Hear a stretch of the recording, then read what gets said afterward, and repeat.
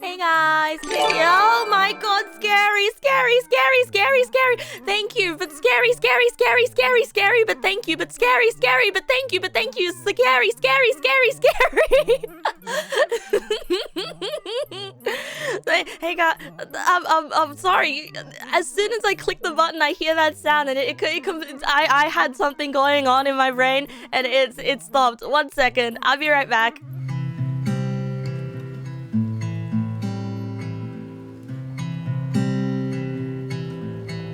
Anyway, hey guys, good evening. I'm feeling kind of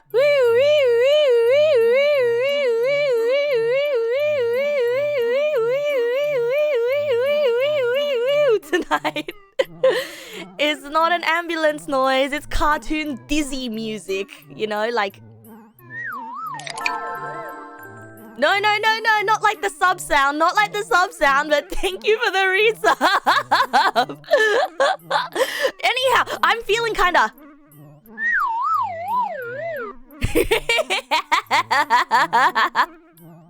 Yeah, which is why I have the dizzy music playing today. I might take away the dizzy music after I've sufficiently made you guys dizzy. Actually, I'm gonna be honest. I think the dizzy music is making me feel more dizzy. Oh, it is what it is though. Good evening, everybody. Good evening, Empire. Good evening, Toaster. Good evening, Argo. Wahoo! Good evening, Krakuta. Good evening, Madview. Good evening, Toothbrush. Good evening, Grimtail. Good evening, Zippy. Good evening, Ayana. Good evening, Happy Elevanio. Good evening, Madview. Good evening, Bluetchi. Good evening, Nosville. Good evening, Veda. Good evening, Uni. Good evening, Akamedes. Good evening, Alzora. And thank you again for the resub, Alzora, for scaring me. Good evening, Torashi. Good evening, Deus Imp. Good evening, Chef, or is it Chef? I'm not sure. Chef 21. Good evening, Immortal in Flames, and good evening, DS Imp. Today, a friend of yours is going out of the country for a better life, so you gotta get going to the airport. Oh, happy birthday! And happy birthday to your friend as well, even though it's not his birthday, but happy birthday! Yeah, let's put on some less easy music. Less, not sleazy, dizzy music. There we go.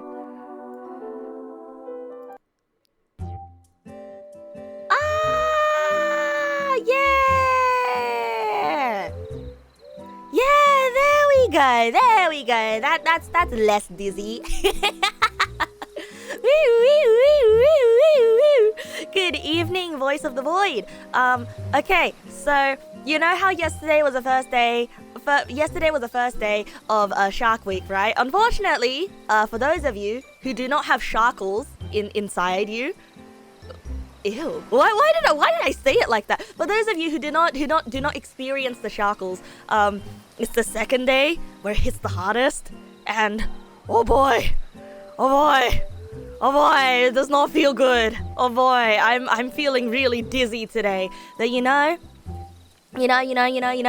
what Neg nass has said. There was a part of me that was like, I'm feeling so out of it tonight. There's no way I can deliver. But you know what Neg nass has said? It's always better to be here for a little bit than to not be here at all, because I'll feel worse. So I'm doing my best to make good to my promise. But yeah, the fun fact today is I'm really weeooweeooweeooweeooweeoo.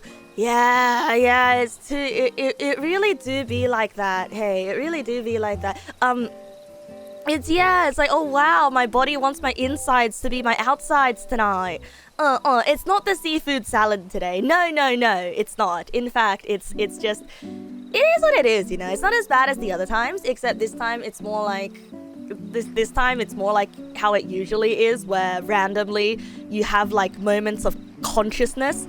And then, you know how it feels when the lights in the building are kind of flickering, and if you don't squint, or if you pretend it's not flickering, you can kind of ignore the fact that it's flickering. But then sometimes you notice that it's like ever so slightly flickering, and it starts bothering you, and it gives you a headache. that's kind of how it feels like right now. Which is why I'm feeling kind of cartoon dizzy noise. Big shout outs to my Shark Week havers. Good evening, Morakune. Welcome. And that is to say though, I probably won't be playing Night in the Woods tonight because I want to do a long sit down and play through the game. When I do play through the rest of the game, right? And so what I have prepared for everybody tonight instead is a few. I've downloaded a few small games that I have found on the internet. No night or no woods. Well, some of these games may have woods involved in them. Some of the games that I picked out for the night may have woods in them, and it may involve being outside at night. Oh, Bestie was thinking Shark Weeks. Ah, Bestie! We're synced. We're so synced. This is so true, Bestie. I think it's a myth though. I genuinely think the whole syncing Shark Weeks thing is a myth. Because my sister and I never sync.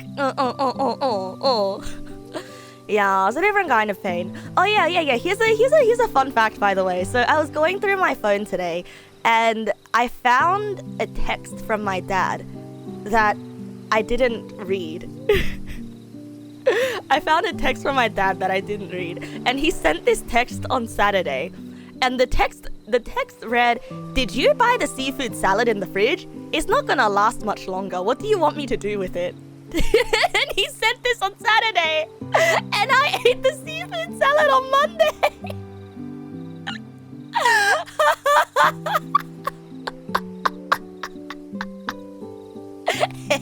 Oops. Text from dad, didn't read. You're dipping out. No. I mean, fair enough, right? I'm very bad at reading text in general. Okay, when I hear that text sound, I'm like, I'll read it eventually. Yeah, I better read my text in time next time. Cause I mean, to be fair, like, I live in the same home as my dad. There's no reason he couldn't have walked up to me and said it to me. You know, why would he text it to me? Why would he text it to me? My phone never has battery. He knows this. Yeah. You're right. It didn't last much longer. It got eaten. Yeah, 2 days after he sent the text. He should have called me to ask instead. It doesn't help the problem that my phone's always out of battery though. Billions of years of software updates, and program human.exe is still riddled with bugs, e.g. eyes in teeth. Teeth are not replaced, with and a myriad of other issues. Eyes in teeth? Wait, that happens? Oh, I mean, yeah, medical conditions happen all the time of different shapes and sizes. You, huh? Oh, like a squash. Yes! Holy shit! How did you know, Torashi? How did you know? You know when I go, it's actually based on the squash from Plants vs. Zombies.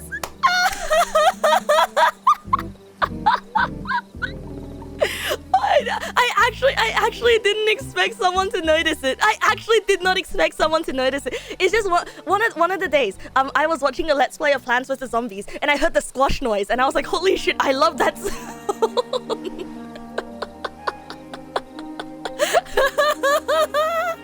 You wouldn't know, you've only played Garden Warfare? Yeah, that's fine. That's perfectly fine. No, you know the Wahoo! You know the Wahoo redeem? It's also a reference to Plants vs. Zombies. Because I like the sound that the bungee zombie makes when he takes a sunflower. Okay. So this is a very, very long story. But you guys know how there's a Wahoo redeem, and I Wahoo when you Wahoo, right? But the Wahoo's supposed to sound like Wahoo! But I don't have the energy for that all the time. And it happened once when I was playing chess, and when I used my bishop to take someone's piece from a far away way, I said, Wahoo! Because I wanted to be like the bungee zombie from Plants vs. Zombies. But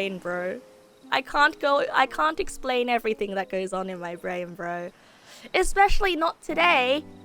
Today, I'm feeling kinda woo. I'll explain eventually when I have a little bit more clarity. Wah! Hey, thank you! Oh, Oh, thank you, Raka. Thank you, Rakarara. Thank you for the gift to press mail. Thank you. Taeyu, welcome. Good evening. Huh? Wait, which tweet? Wait, which tweet did I quote directly? Which tweet? Woo. That one? The one that I made? Huh? Cartoon Dizzy noises? Yeah, I'm feeling kind of today. Anyhow. So this is just letting everybody know that I'm here for a good time tonight, and I might not last long, and I could pass away any second. And I also haven't done my sheets yet, so after I end stream, I'm gonna pass away on a mattress full of clothes and no sheets on it, and I'm gonna die. But I'll be back tomorrow. I'll be back tomorrow. I promise. I'll be back tomorrow. And tomorrow, when I'm feeling less, we're gonna play video games. Well, tonight we're gonna play video games anyway. But the video games we're gonna play tonight are not the same video games that we're gonna play tomorrow, and not the same as the one we played yesterday, because the one we played yesterday is the one we're gonna play tomorrow. TLDR, I'm not gonna be finishing my playthrough of Night in the Woods tonight, but I picked up some nice short games from itch.io. Stream chat? Oh, what the? On Discord? What the? Alright, what are you guys sending me? Oh, evolution of the squash PVZ? Oh?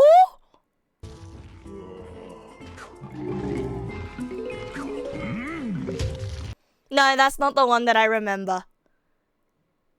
No, that's not the one.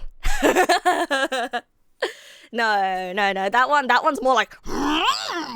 Whereas the one that I remember was more like. You know, this is short and sweet. I'm sorry, bro. Was not the one. Once again. I feel like that one is more of a sustained anger, you know? That's a sound you reserve for something that you are incredibly bothered by. Whereas the is just like a hey, why'd you say that? Kind of sound, you know? Whereas it's more like a I'm going to fucking skin you kind of sound. Oh, I could do a short sheets break right now. I'll be fine. I'll be fine. Then skip to 6:05. Okay, what does 6:05 sound like? Hold on a second.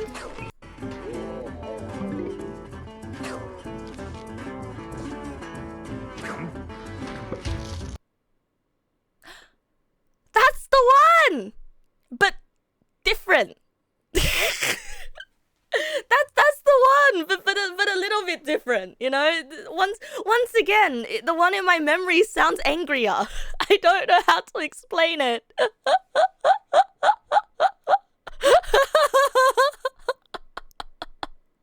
Yeah, maybe the squash audio I remember was crunched by bad speakers. Yeah, genuinely. I remember playing it on like a shitty little Toshiba laptop when I was a child. And it was playing crunched out of laptop speakers, so it probably did something to the audio file. Spirit Nighter, good evening. Welcome. How am I today? Oh boy, I love answering this question. How am I today? I'm kinda woo tonight. Yeah, probably. And I guess I should update you guys on how the live has been going so far. So today my sister's friend from Singapore came over and they made wait, I do have a slide whistle to do this with. Hold on a sec. You're asking me how I feel? Today I feel kind of...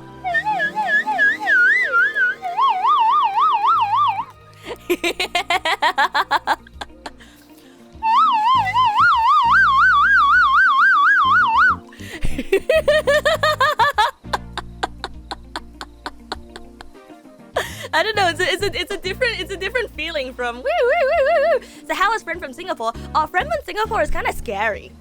But in like a she's like my sister 2.0 kind of scary. Like, oh no, now there's two of them. I mean, they're both cool. They're both cool. Scarier than my sister or the same? The same. Yeah. I feel like I have tiny yellow birds above my head.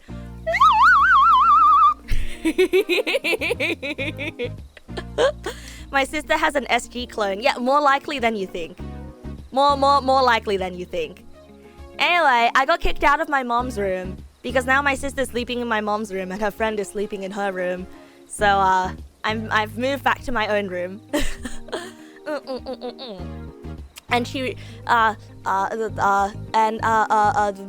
else did I do today? Oh yeah, I did some rigging today. I worked on 3.1.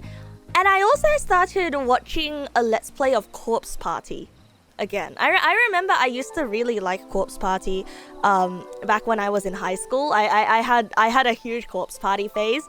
And there was a part of me that did consider playing the game on stream once upon a time. Corpse Party Blood Covered.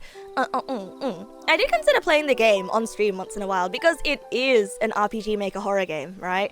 But then I thought about it, and I thought about it again. And then I realized, probably not.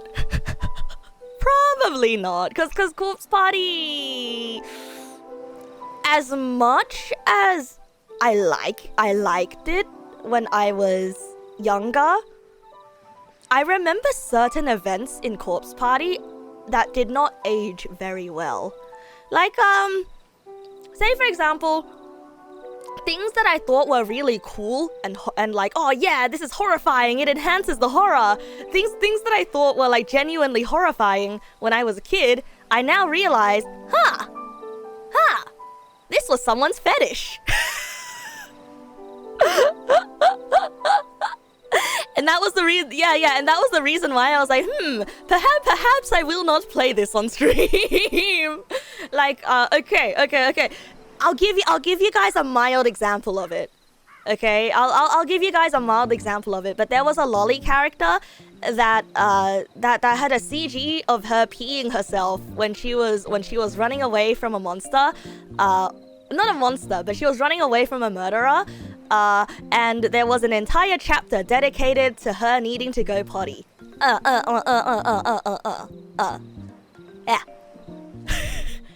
Yeah. And that, I think, was the executive decision I made to not play it on stream.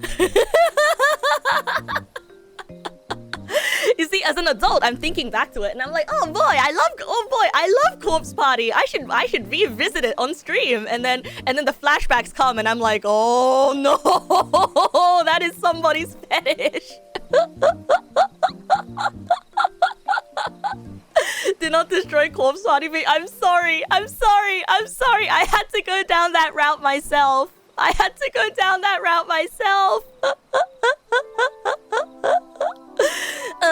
There's also copious amounts of bath scenes. I mean, I don't mind the bath scenes, right? Like, okay, listen.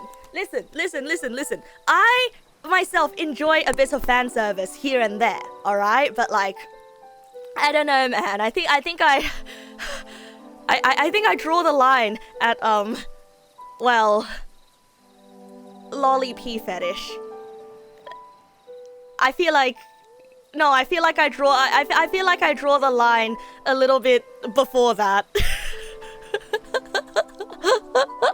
I mean, granted, when I was into Corpse Party, I was the same age as the lolly character, you know? Okay, when I was into Corpse Party as a kid, I was the same age as the lolly character. So then in my brain, I was like, oh, hell yeah, that's such a realistic situation. If I was trapped in a horror situation, I would definitely need to go pee as well. Like, yeah, you know, people never think, like, I used to be like, oh yeah, you know, like SAO, they were trapped in the bed for so long and in a coma. Haha, what if they needed to piss? Were there no bathrooms in the other world? That's what I was thinking back when I was that age, you know? And so when I encountered Corpse Party and they had that whole pee arc, I was like, yeah, you're so true for this. Now as an adult that is no longer 14 years old, I'm like, Something's not quite right.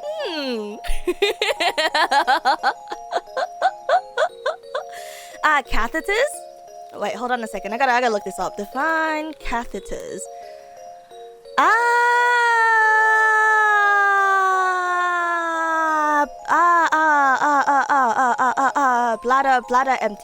Bladder emptying tubes. Yeah, when I was 14 years old, I thought Corpse Party was absolute cinema. And like, yeah, and like, you know, it is a bit of a shame though, because I would say, like, out of the RPG Maker horror games, Corpse Party is one of the biggest classics out there, right? And like, you know, as much as I wouldn't introduce it to you guys on stream, yeah, I still watched a Let's Play of it because I wanted to relive some childhood memories. I mean, what can I say, okay? I'm feeling... Today is a day that I'm free to be... And so, I decided to watch a Corpse Party Let's Play. Was it by Manly's Badass Hero? No, actually, it wasn't. Manly Badass Hero never made a Corpse Party blood-covered playthrough. So I had to watch Discount Manly. Oh, is it rude to call him that? Is it rude to call him that? Oh no. Okay, look. I called him that when I was 14. Okay, I called him that when I was 14. And also the guy got cancelled for diddling minors, okay? So like it I feel like it's fine. No, I don't know. Yeah, that guy. Yeah. As soon as I describe what he did, you know exactly who it is. Okay, he's a guy in the same genre as Manly Badass Hero who got cancelled for doing bad things to kids. Yeah. Cryotic.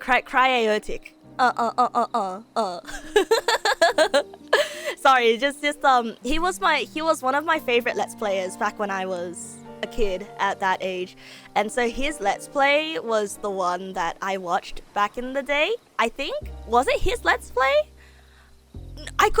When I was like ages back, I remembered watching Manly Badass Heroes Let's Play. Manly Badass Heroes Let's Play, but then I dug around on the internet and I found out that Manly Badass Hero never made a Corpse Party Let's Play. And so I think it was Cry. Yeah, I think it was Cry. Anyway, then who was Phone? Oh, it was the mom. No, the mom was Phone. Because if dad die, then their mom, there is still mom. Mom was Phone. and then Mandor Handfoot Cuddle. Yeah. They have the more lower tone chill voice guy. Yeah. Aw, thank you. I'm happy that you like my bucket hat. I love my hat. I would cry if anything ever happened to my hat. Hey, what happened to my hat? Have you seen my hat?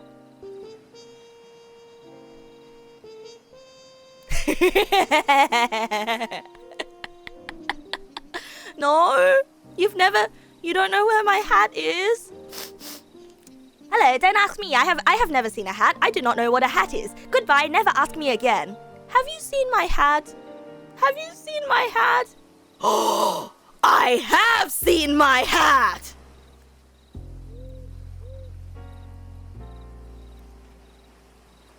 I love my hat.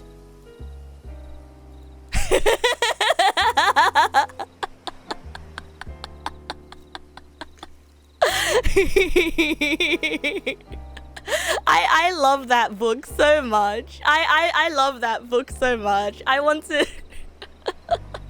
I want a Neg Nasu version of that video. You thought I wore the hat to hide my bald spot. Honestly though, if I didn't rig the hair underneath the hat, technically it would be a hat to hide the bald spot.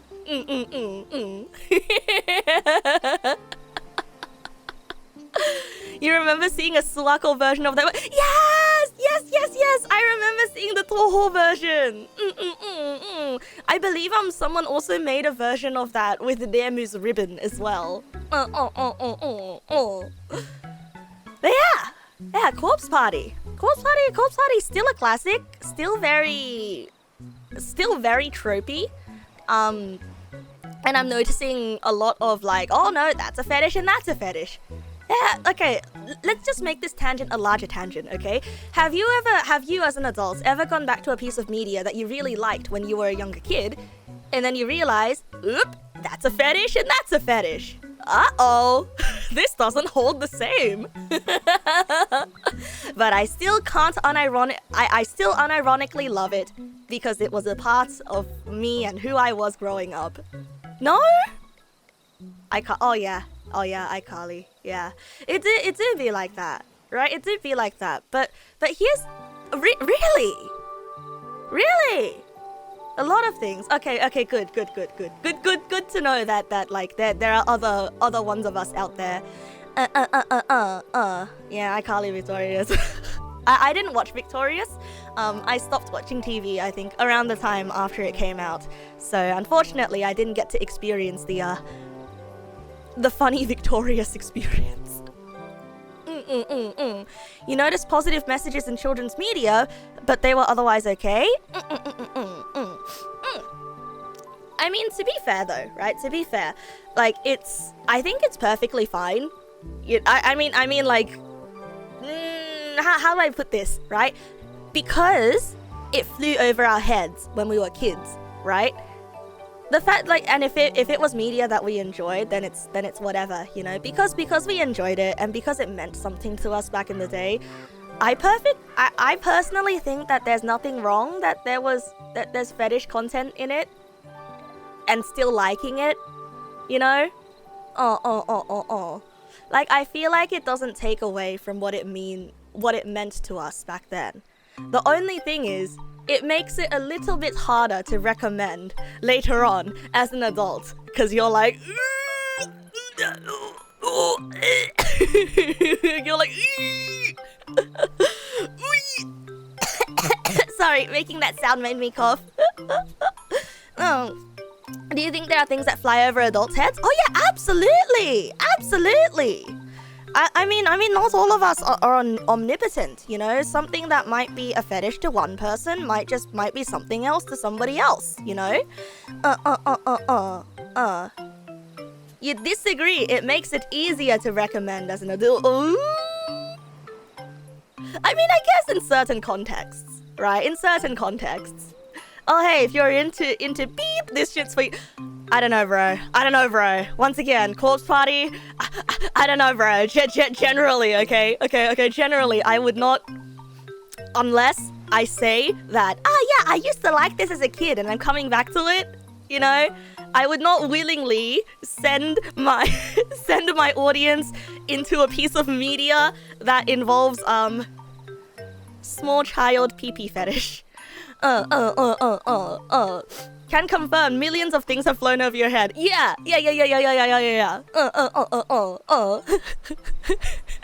Might need to add Adventures of Sonic the Hedgehog to the fetish list. The amount of inflating characters happening in there is sus. Okay, but I feel like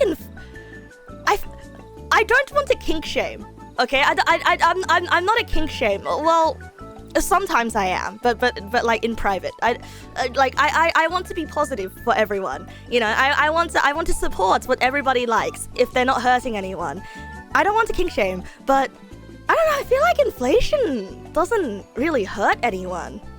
You know, I feel like inflation is never gonna happen in real life.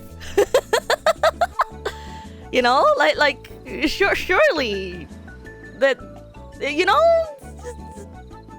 if people want to inflate, why if people want to dream of inflation, let them inflate. You feel like inflation specifically is hurting one. Okay, but that's only in the context if they like inflation, if it hurts the character. What if the inflation simply is just, woohoo, look at me, I'm full of helium, whoop, floats away. You know, like Kirby. Like take it from me, right? I think if you put me in a cartoon situation and then you filled me up with helium gas and I just happened to be a balloon and I go, whoop, wouldn't that be really funny? I mean, I'd be perfectly fine with that. Because it's funny, you know? Like I do not necessarily think that it is like entirely unholy for titillation, you know? Yeah, being a balloon would be so sick. It's like cartoon fight. It's funny in the same way that cartoon fight clouds are funny.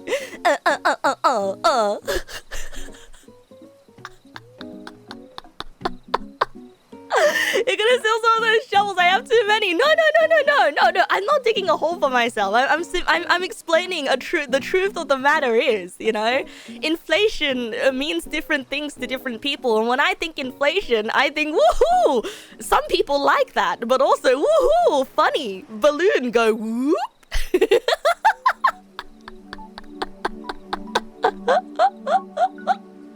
Cartoon physics are neat. They really are. Boy, and don't forget.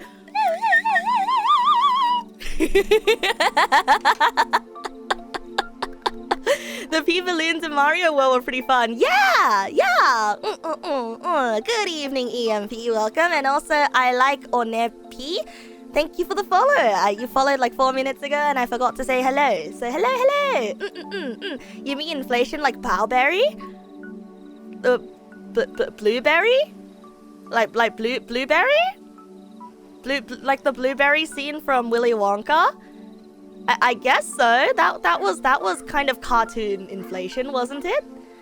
Like I'm sure that wasn't somebody's fetish. Was it?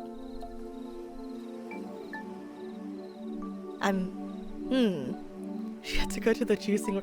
Ah, Bao the VTuber has a whole inflation thing going on. Oh, Bao the VTuber. I'm sorry, bros. I'm so out of the loop. I'm actually very out of the loop with VTuber things. Like I'm very sorry, bros. I didn't know.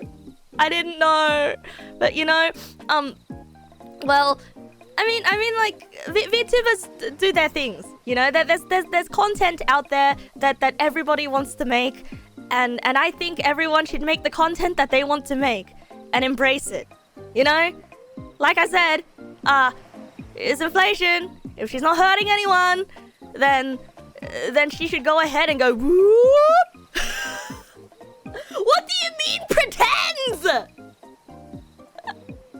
What do you mean pretends? I am just saying that we all do the thing. You've been here for the no. Listen. We are allowed to be positive of each other's interests. Okay? So see, from my understanding, wholesomeness is not necessarily tied to Puritanism. でしょ? From my understanding, wholesomeness is rather tied to mutual support and respect. でしょ?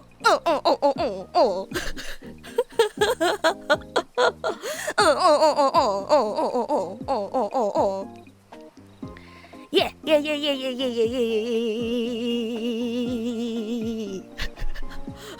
I don't know what to say. I just wanted to talk about Project Melody Wholesome. Yeah. I heard lots of good things about her.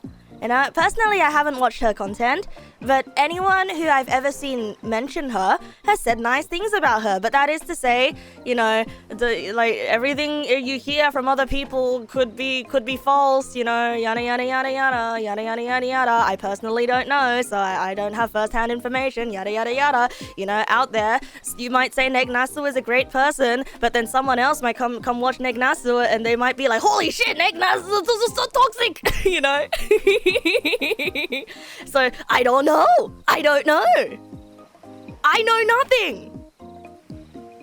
I am a fool. I know nothing. I take on the role of a silly clown. But I won't give up on life. All I do is embrace the I'm a glad faith. Yeah.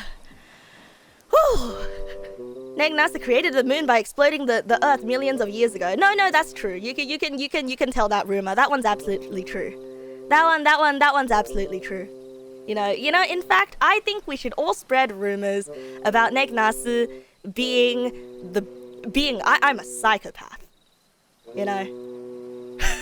Wait, what is this music? What is this dubious music playing? Neg nass was a psychopath. She throws rocks at people and she parasocial baits her chat by calling them besties, but then as soon as she clicks end stream, she calls them worsties. Do not trust this psychopath. There's not already a rumor about the one of me exploding the moon. False worsty.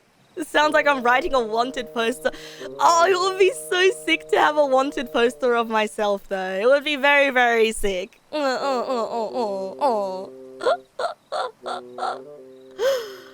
Oh, you appreciate how safe of a place this is. I will do my best to keep the place safe, but once again, I do want to remind everybody that this is the internet. This is a public place, okay? And so anything that you place here, that there might be a lurker here that might be like, I heard that Neg nass's chat is a safe place. I'm gonna go there and collect information on this particular chat member because she gets them to tell personal stories. You know, just so you know, just be careful. If you have a stalker and I lull you into a false sense of security and you start telling stories about your life, they might catch on. Yes. So please keep yourself safe, okay? I may overshare on the internet because sometimes I am silly and I am a fool and I am a silly clown and yes, I've been stalking Happy Jalapeno for the last 5 months. Actually, it's been more than 5 months. It's been 15 months. You know, so you see the rumor of me being a psychopath that calls everyone worsties? Happy Jalapeno started that rumor. It's true. It's true.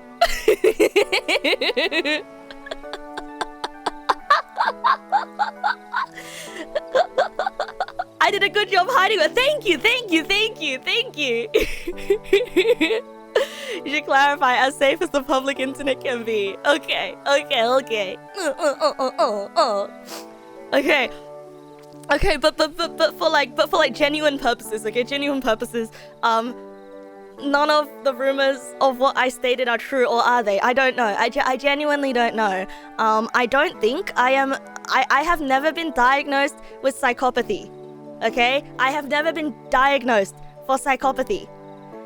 I did have an abusive friendship once where the other person called me a psychopath and told me that I was a danger to other people because I didn't respond to their messages fast enough, and they called me a psychopath because, oh, Neg, you pretend to care about all of your friends when really you're selfish and you only care about yourself, and you pick up people and you throw them away because you only care about being liked. You see, this is proof because you haven't responded to my message for this amount of time, and I mean, it's happened before, and that I think that's one of the reasons why I kind of find a hard time responding to DMs now, but it is what it is. Yeah, it is what it is. I am growing past it, but like it is a part of growing as a person. You know, sounds toxic. Yeah, I know it was toxic. It was really toxic. Oh, we can in fact be thrown over DMs. Oh. I mean, it happens, you know, and like I don't really blame the other person. You know what I mean? Like, it's those evil thoughts, you know, in your brain where you're like, if you see someone online on Steam playing video games, but then they told you, oh yeah, sorry, I'm busy right now, I can't hang out. And then you see them playing games on Steam, and then on the inside of your brain, you're like, oh, you're busy right now, oh, look at you, you're playing Squint's Warframe, Path of Exile. Well, why are you online then, huh? You know? Yeah. And then like, you know, I know how those thoughts can go. Like, I feel like everyone's had those thoughts before, you know? Like even just a tiny bit of it, except the thing is most people know that, like, oh yeah, well, if they're busy, they probably either don't want to talk, they're drained or whatever, and then you move on, right? But I think for some people, they might be insecure about something already, so then they try to find a reason to be even angrier at you. And it's sort of like, the truth of the matter is, no matter what you do, no matter what you do, eventually something bad was gonna happen. You know what I mean? It's like one of those damned if you don't, damned if you do situations. And so, like, I guess I had to learn from that as well, that it kind of wasn't my fault. I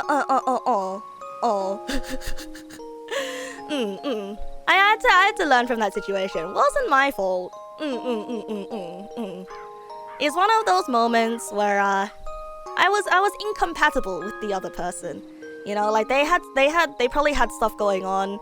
And while I never wish to speak to this person ever again, I wish no ill upon them, because we're all dealing with our demons in different ways. I just happened to be collateral damage, and as long as I move on from it and they never speak to me again, I'm good. Yeah, whoa, good will be upon ye. Yeah, you don't really get angry when you think stuff like that. It's just more self-loathing. It's like, I don't know. I find it really hard to fully blame other people, because it really is just, it do be what it be. You know? Yeah, life is plenty of learning situations. Bad experiences with people have made it hard to interact with people, but you think it's important to remember most people aren't like that. Exactly. And that's why I say, like, the more encounters I have with bad people, no, not bad people, but like the more encounters I have with people who may do something that hurts me, the more thankful I am for the people around me who make the choice every day to not do things that may hurt me. You know, because we all have selfish desires in our brains. We all have evil thoughts. Like, say for example, if you see $50 on the floor, you're not gonna just pocket that $50 and go, woohoo, $50, right? But it's easy to pocket it and go, woohoo, $50. But to make that decision, you know? To look around and to look around and tap the stranger on the shoulder and be like, hey, did you drop this $50? Did you drop this $50? Hey, is this yours? See, that takes a decision, you know? And to pocket the $50 takes less of a decision. At least it's less brain energy. So it's sort of like the people around you, they are taking the brain energy to look out for you. And I'm thankful for that, because there's more people out there who will look out for you than there are people who will decide to benefit at your expense. Yeah, you start noticing the nice things in life keeping you going. Yeah, if it's a loose 50. Oh, I mean, look, I understand if you would keep the $50. I mean, it's $50 and it's loose, and if there's no one around, like, sure, fair enough, right? Personally, if I saw $50 on the ground, I would pick it up, consider it for a moment, and I'll probably put it back on the ground, because it's too much stress for me to think about the moral quandaries of what I'm gonna do with that $50.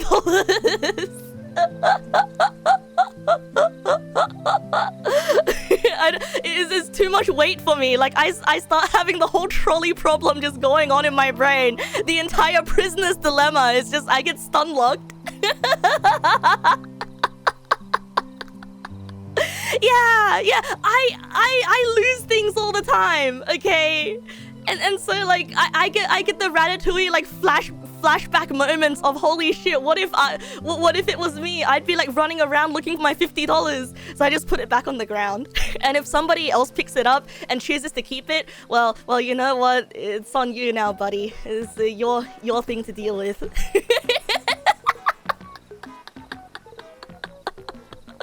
But it's different though. I told you guys about this once where I picked up garbage off the ground because I thought it was garbage that fell out of my pockets because I hoard my garbage in my pockets like a stupid little garbage chipmunk. I hoard my garbage in my pockets, and there was this once I saw a similar colored piece of plastic on the floor, and I'm like, hey, did that fall out of my pocket? And then I pick it up and I'm like, no, this is not mine. This is a half-eaten chocolate bar, but this is not my half-eaten chocolate bar. This is so gross. But now that it's in my hand, I can't put it back on the floor. Because once garbage enters your inventory, it's your garbage now. And if I put it back on the floor, that would be littering. So I had to hold on to that. It's really gross. I had to hold on to it until I found a bin.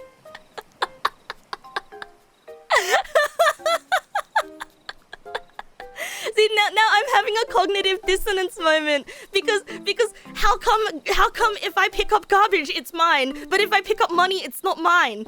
How come?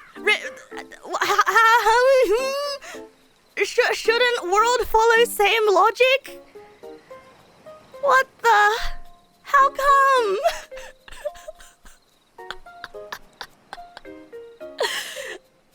I'm having a semi-crisis right now. Semi-crisis. The two sides of a guilty conscience. I'm having a semi-conscience dilemma. Yeah, true. People don't want garbage. That is true.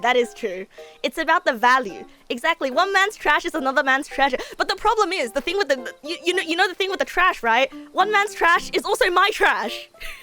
The person that dropped the trash thought of it as trash. I pick it up. It's trash to me as well. There's no treasure involved here. The treasure has been eaten.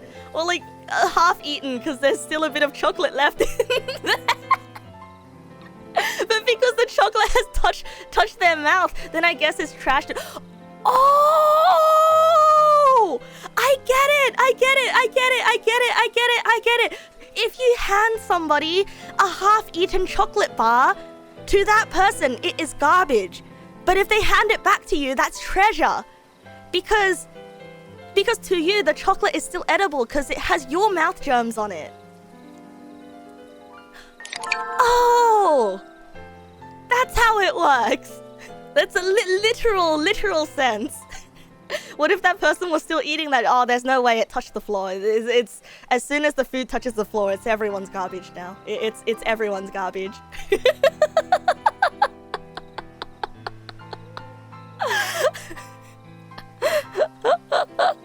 Thank you for the gift, Soda Karara. Thank you. No, it's definitely been 50 seconds since the guy dropped the chocolate bar. I think that ship's already sailed. No, I didn't eat the chocolate. Navi Panda, thank you for the follow. Welcome. The difference between a hoard and a collection is the value someone else finds in it. Yeah, I used to collect all of my... I had a can collection. Didn't I tell you guys about my can collection? I used to drink soft drinks and I used to keep all of the aluminum cans. And then it attracted ants. And then my dad made me throw it out.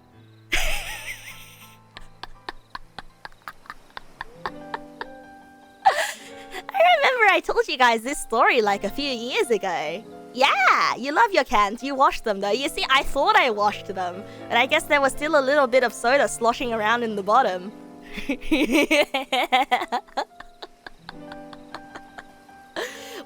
You know what they say? One man's collection is another man's buffet. Another ant's buffet, should I say?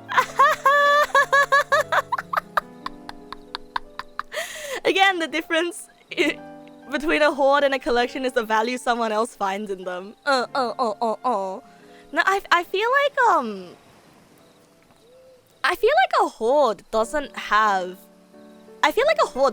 the same negative connotations that you are ascribing it. Because if I think of a horde, you can have a hoard of treasure, you know, because I feel like a hoard more so implies the size and the the arbitrarity. No, not arbitrarity. The abundance. Yeah, dragons have hoards, and nobody ever accuses them of not having treasure. Yeah, so I feel like the difference between a dump and a collection, which I would say, yeah, the difference between a dump and a collection is the value. I'd say hoard is more quantity related. Otayato, good evening. Welcome. Because they hoard gold and not use McDonald's tissues. Oh, bro! Can you imagine somebody that hoards used tissues from all of their friends and labels them? That would go hard!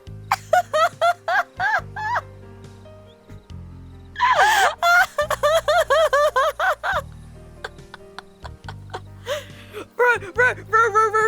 Can you imagine somebody that collects used tissues from each time that they were sick? Like, can you imagine, like, you know, every time you're sick, you label the used tissue and you're like, oh, this was July the 7th, 2024, the first harvest of the season, of the sick season, and then you get better, and then next time you get sick, you're like, oh, yep, first harvest of the season, I'm sick again. You would assume they were stalking you and get a restraining order. Oh, well, better get your restraining order ready now, Happy Jalapeno.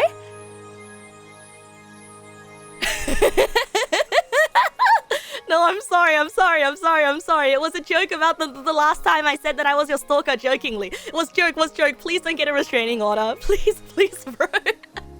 I mean, you could get a restraining order if you want, but please don't, because that means I'll have to like give you my legal documents and everything, and it would be a huge pain. Yeah. What if I make a super virus from the tissue? I do not think that is how super viruses work. Good night, Presvale. Thank you for coming. Hope you don't feel in a scrapbook, and there's a photo and the two tissues when you and your bestie were sick. Oh, that's really cute. Oh, that would be really cute in like a really messed up way. Oh, hey. How has it already been an hour? Oh, we were just horsing around for an entire hour. Guess who almost joined the dead laptop club? This guy. Oh boy, I still haven't checked if my laptop is alive or dead yet. Wahoo! Time goes by when you're joshing around. It was fun though. Like, all this joking around is making me forget about the fact that I'm feeling kinda you know, it's making me forget. Anyway, I say all this about Corpse Party because there's a part of me that wants to ask you guys, would you be open to me playing Corpse Party at any point in particular time? Because I kind of want to, but yeah, okay, fine. Yeah, I said something very off-putting about it. Yeah, okay, I said an off-putting thing about it, and you say no about it. You know what? That's fair. That's completely understandable.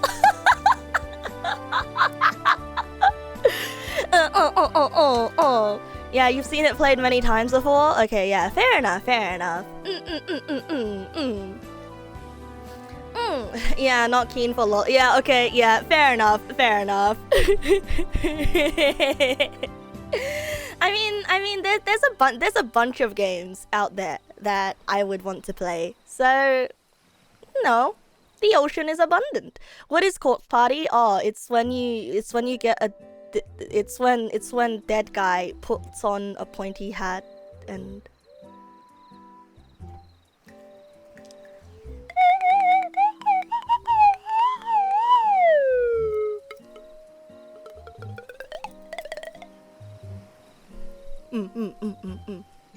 Is video game.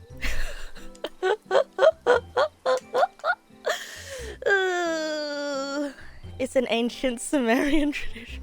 Wait, yeah, it's true. I believe there is like a culture out there that when somebody dies, their funeral is they will dress up the corpse and leave them on the porch, and they will party around the corpse. I do believe that is a thing that some people do. So, you know, don't knock it till you try. You don't mind if I want to. It's not like it's pornographic. Yeah, that's fair. It's just a little bit fan servicey. Sounds awfully macabre. You know, personally, I think it's very loving. You know, I feel like it's one last hurrah. Yeah, it kind of has the coffin dance. It kind of has a coffin dance vibe. It's kind of like, yippee, this person is dead, but we're gonna celebrate their life, you know, by pretending that they're not dead. For a little bit. I mean, it's very esoteric, so it is what it is. As long as you're hygienic about it, I think it should be fine. Anyhow, since we have reached the hour mark of me yapping around, and while still feeling kind of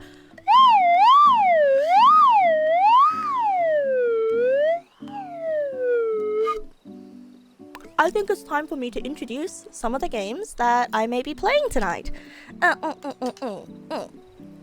So, I went on the internet and I picked out a few games that we could potentially play. I'm gonna read out a few titles and let me know if you're interested in any of them. I'm not gonna start up a poll for this because I think I don't think. I just do. I mean, all four of these games are relatively short games. All four of them are relatively short. So I feel like it's less of a which one do you want to play tonight, and it's more of what order do you want to go in, right? Yeah, your little shitters, and you're gonna tie them. Yeah. Oh, da-da-da-da. Thank you for the gifts of the psychopathic. Thank you, Vol. Oh, what do you mean sixth getting there? Do I remember how to set one up? Yes. Okay, so the four games that I have picked, one of them is called Boil Noodles at Night. The other one is George and the Printer. And then there's Courage the Cowardly Dog .zip game. And then there's another one called The Last Train Home. And I believe they were all advertised as very, very short, under an hour games. Yeah, they're all very, very short, and I think they are variable in terms of genre. Courage the Cowardly Dog game is actually an ARG. Oh, we don't have time for that. Oh, we don't have time for that. I mean, we'll check out the game portion of it, right? Yeah. Oh, that's sad though, because I do enjoy ARGs. You feel silly for not coming here more often? Oh, thank you, bro. But don't worry about not coming here too often. I mean, I'm always around, and I'm happy that you are here now. We could pivot to be a CTCG ARG community. No. I don't feel safe digging around my computer files on stream. We could make our own ARG. Yeah, we could bury geocaches everywhere. I think geocaches are really cool. What's an ARG? It's an alternate reality game, or rather, is it an alternate reality game? or augmented reality game. No, that's AR. That's AR. Yeah, so ARGs are pretty much they toe the immersiveness line. I think it's actually quite interesting. So ARGs are supposed to be immersive and participatory in the sense that it uses mixed media in order to tell a story, and that mixed media is usually in the form of, you know, online things, sometimes physical, and I guess it's supposed to be immersive by being participatory in nature. Yeah, usually it has like hidden puzzles in the game that you have to find. You're not usually awake during this time. That's your excuse for not being around much. No, bro, you don't need an excuse for not being around, bro. The internet is a vast place. Silly. The internet is a vast place, and time is our most precious and most limited resource. The fact that you are here now makes me very happy. Alternate reality game lives in your fridge. You must complete tasks to placate Neg nass to access your food stuff. More like you have to complete tasks. You have to complete my riddles. I have removed the expiration dates from everything in your fridge, and I have given you localized amnesia so you do not remember when you purchased your products. You must complete my quizzes so I will tell you the best before date of each of your products. Each day that passes is one more day that your product could potentially be expired. Do you take the risk, or do you complete my 7 challenges?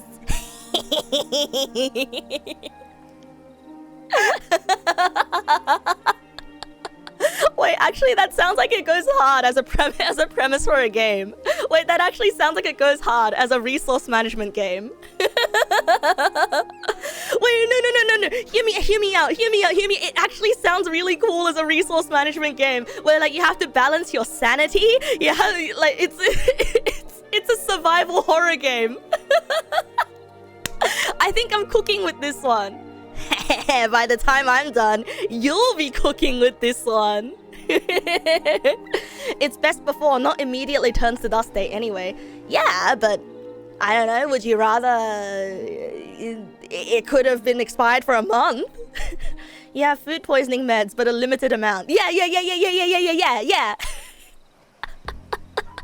And if you get explosive poo-poo from the bad food, you lose time chunks in the game that you could have used to do my quizzes to appease me. Hey, what do I get if I add one letter to ARG? ARGH? Arrgh!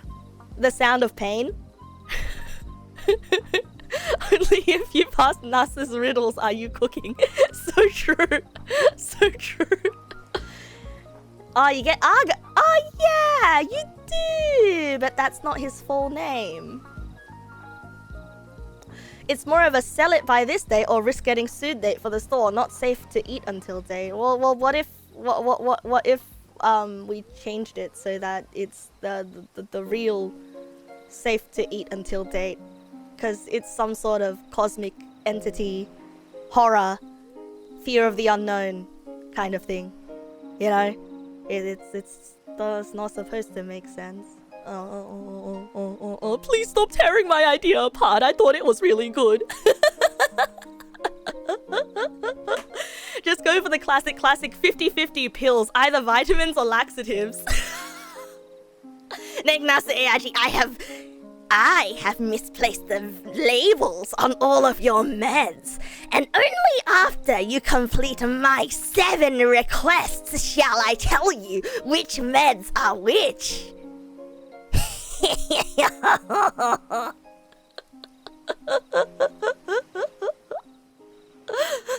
I have swapped all the pipes in your house. And only after completing my 50 riddles shall I tell you which pipe is the sewer pipe and which one is the actual pipe that gives you clean water. I don't know. I'm coming up with new numbers, okay? I feel like 7's been overdone. Oh, Nakarara, thank you for the gift sub. Thank you. Thank you for the gift to Honkman. Hey Honkman, I'm sorry. This is my excuse is feeling out of it, but Honkman, haha, isn't that one MiHoYo game? Haha, the Honkman Impact.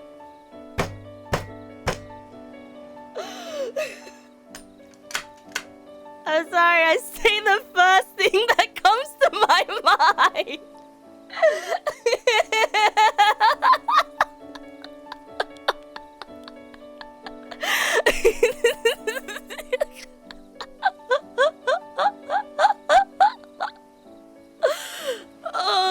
You're gonna kick me in my Genshi.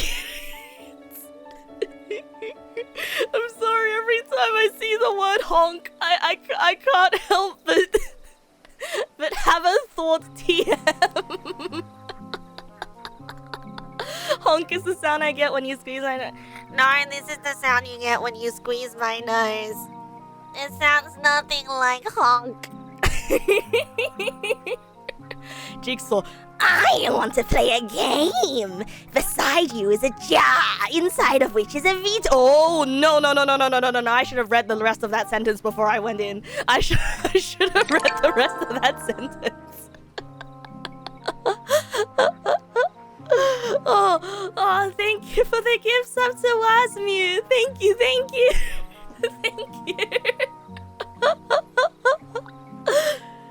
I'm a sad little clown Nasu didn't become a redeem. Oh, you're a little sad clown Nasu didn't become a redeem. Sorry, I read that sentence wrong. I was like, I'm a sad little clown Nasu, and I'm like, what kind of Nasu is that? A sad little clown Nasu.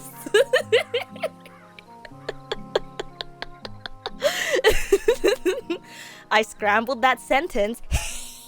Like I'll scramble your eggs in the fridge by expiration date.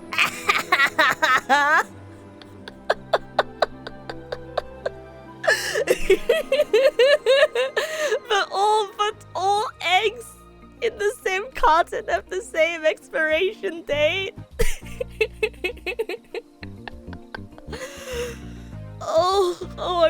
I'm breaking out in sweat. What does that mean? What does that mean? I feel ill. I feel ill. I feel ill. Anyway, do you guys want to... maybe I need water. Yeah, I'll drink some water.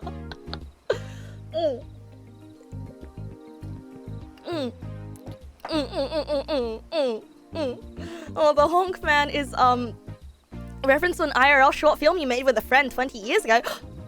Ooh, I'm gonna look it up on YouTube.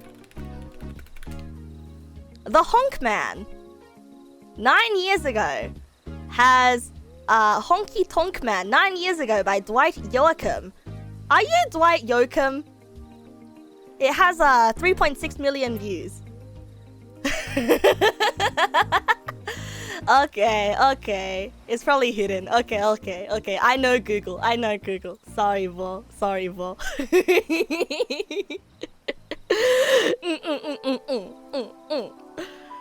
Oh, goofing is tiring. It's probably not him, but also stop the okay. I'll do my best. Something. Internet is a vast place. Something. We are in public. Something. It is not safe. we are not always safe.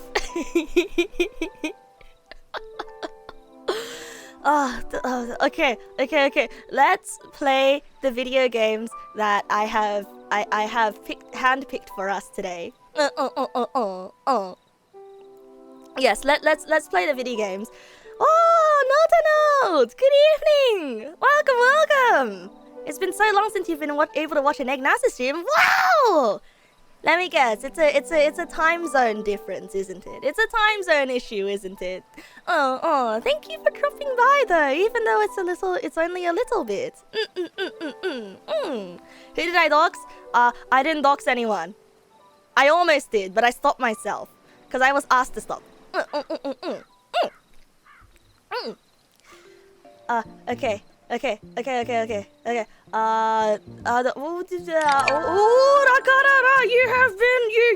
You have been Santa tonight. Thank you.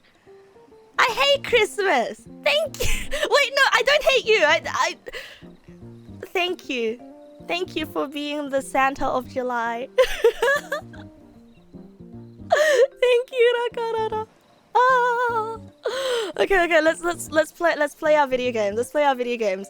First game that we are going to play tonight is boil noodles at night. So let us boil some noodles at night and let me not get distracted. Let's change our category to games and demos. And I'm going to come here. And I'm going to open this. Ooh! That's embarrassing. That's really embarrassing. One sec. I gotta hide this. That is the most embarrassing thing that I have. Oh,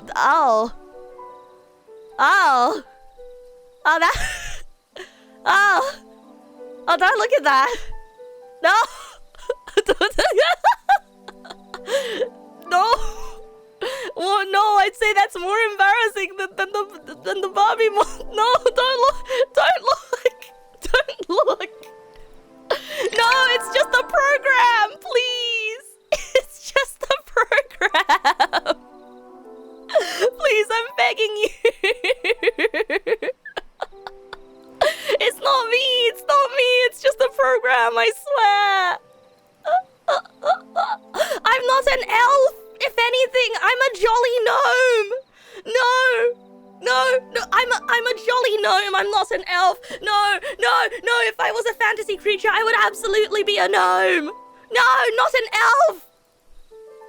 Oh yeah, I'm a well, gnomes and goblins are pretty close together. So honestly, I consider them the same thing. No one believes me.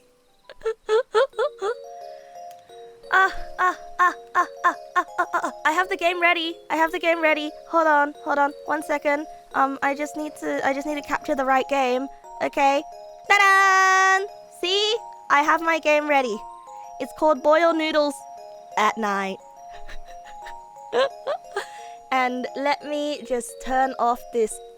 Turn off this Tomodachi Life music. And now we can play Boil Noodles at night. Gonna grab the chat. Gonna put the chat somewhere legible and readable. What a crunchy image of mi goreng. Oh wow, yeah, that is mi goreng. Oh wow, that is really crunchy. You know, I do prefer my mi goreng a little bit crunchier. Okay, now that I am sitting comfortably in the corner here. Oop, hold on, gotta close everything. Gotta close this, gotta close that. Gotta close that. Oop, nope, don't close my OBS. Don't close my OBS. That's the one thing you don't want to close. Gonna move over here. Maybe just yeah, I think that's good. And gonna bring the chat back. Okay. Boil noodles at night. You can open the settings when the game starts. Press escape.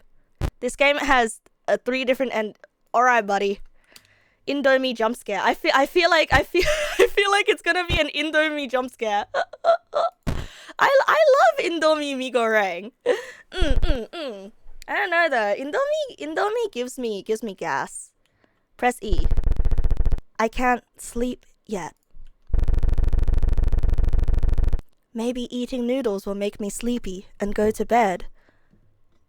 Oh, this feels very realistic. I feel like I have this thought process a lot in real life. I want to boil some noodles. I hope there are still some noodles left in the kitchen. The game is a bit loud, so I have to turn it down just a little bit more.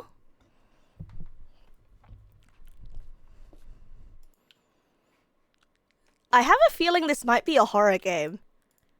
I'm gonna be completely honest with you. Also, my mattress looks very, very... Is this the room that I live in? This is a very small room. This is a very, very... Is that me?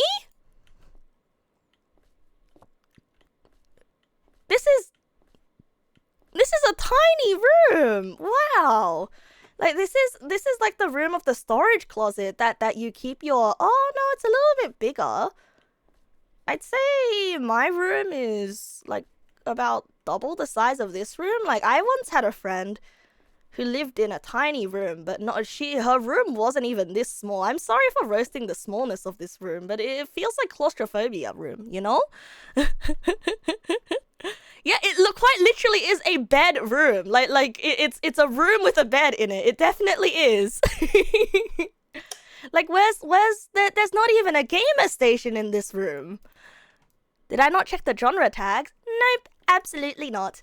I saw the name of the game, I saw a little bit of what it looked like, and I'm like, oh, you know, boil noodles game, could be fun. Get the feng shui TikTok guy to reformat this room. Okay, personally, if it was me, I wouldn't put the mattress here because I don't like the idea of the door being so close to where I sleep. I think I might move the mattress against this wall and put the closet against that wall. So then you kind of have a little space over here to put a very small workstation or a small gamer station. Because right now this just doesn't feel optimal. I don't know. What do you guys think? What do you guys think? Also, I hate this wallpaper. Sorry, I feel like I'm being really mean to this. I feel really, really mean to this. Oh, it also has the asbestos ceiling too. What the? Tiled floors in your bedroom?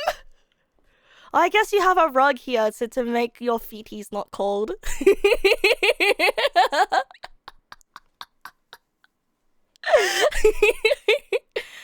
Okay, you know what? That's fair. Personally, I would go with wooden floorboards, but that's just what I'm comfortable with. Now who called me wholesome? Who called me wholesome? Wait, did I claim to be wholesome earlier? No, I'm toxic right now. Is it the popcorn ceiling? Yeah, it's the asbestos ceiling. Yeah, on the right side, this house is probably quite cheap. Yeah, at least that room is tight. Yeah, you're right. You're right. I probably couldn't live in this room because I'm too much of a goblin. You had a roommate who slept in a closet that size. Oh, jeez. Oh, well, you know, rent is tough these days. Rent is very tough these days. But it's just... Actually, if this is the entire place, then like it's actually quite cozy. You know, I didn't actually take the time to look around this entire place. But I'm gonna be completely honest, bro. The only thing wrong with this room is the wallpaper.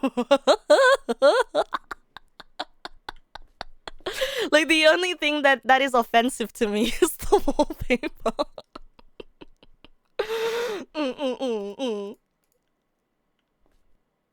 I like this mattress looking couch though. So now you know. Okay, let's get to the... Let's turn the lights off here, you know, save some power. They used what they had. I'm sorry. I don't know why I'm being so mean. It's okay, besties. This is what we do. You know, this is what we do sometimes. Alright, kitchen. Let's make some noodles. At night. Indomie. Looks like we have a lot of pixels. How do we close the fridge? Oh, thank God. Oh, I do kind of like the I'm not quite sure, stickers that we've put on the fridge here. I do like the idea of that, you know? It gives the fridge a lot of nice pop.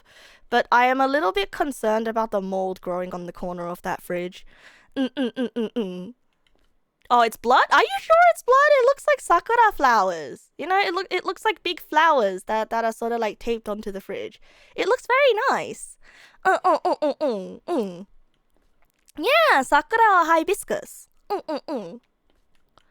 Alright, let's grab some of this indomie. Just one noodle? This won't fill me up.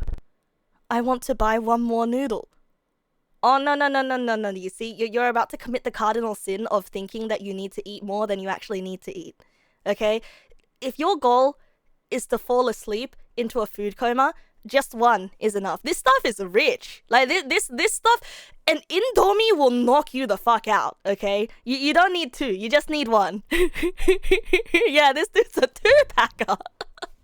You see, I only go 2-packs when I'm really hungry.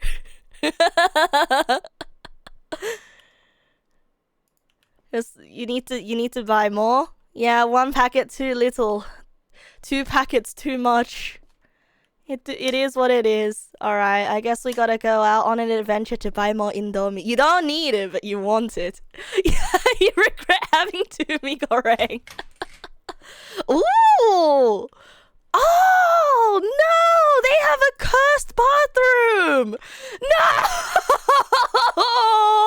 No, I don't like these toilets! No! They have a cursed toilet! No! I don't want to see this! Close the door! Let me out! Let me out! Let me out! No! When I was a kid, let me tell you. When I was a kid, my parents took me to the countryside on an Asian tour, and there was only toilets like this. And I, being a child, did not have the leg strength to squat. So I fell into one of these as a child. I hate these things. Anyway, that's my story for the night.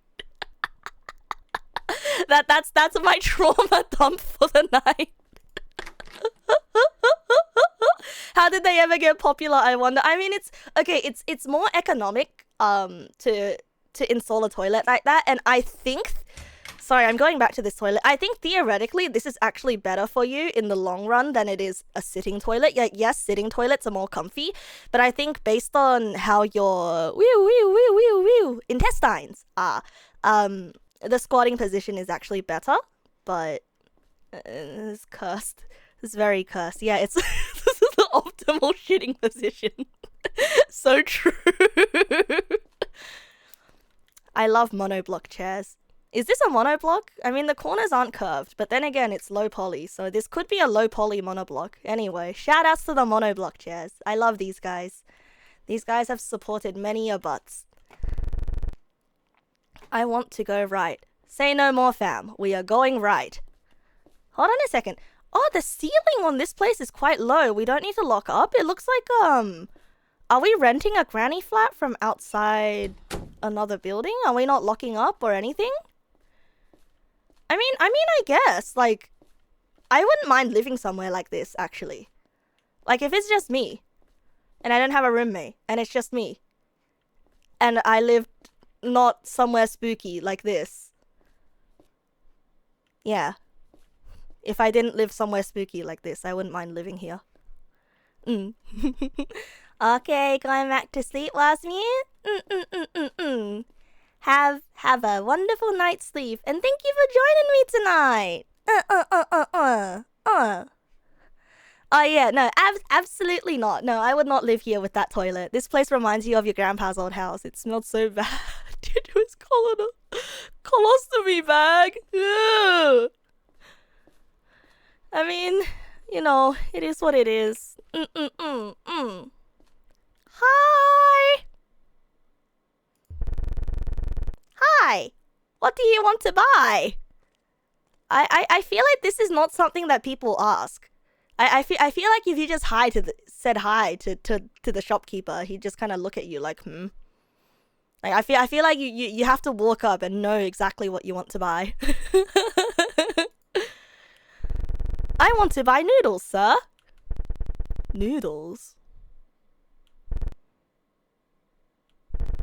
The noodles are gone. Oh! Okay, thank you, sir. I don't understand. What do you mean the noodles are gone? Oh, hi! Hello. Hi. This guy's wearing glasses. You can almost tell based on the pixels on his face. Where were you when Noodle was gone? Aw, nice pants, bro. You got the I hope it's not inappropriate to say this, but you know the lesbian shirt? The lesbian button-up shirt? The you know, the lumberjack looking ass lesbian shirt that every lesbian owns? That, but in pants form.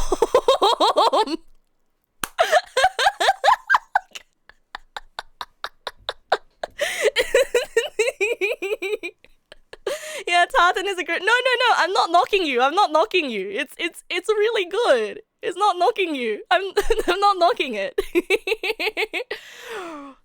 Okay. Like I'll rephrase. It's the sapphic pattern because I also own a shirt like that. My sister also owns a shirt like that.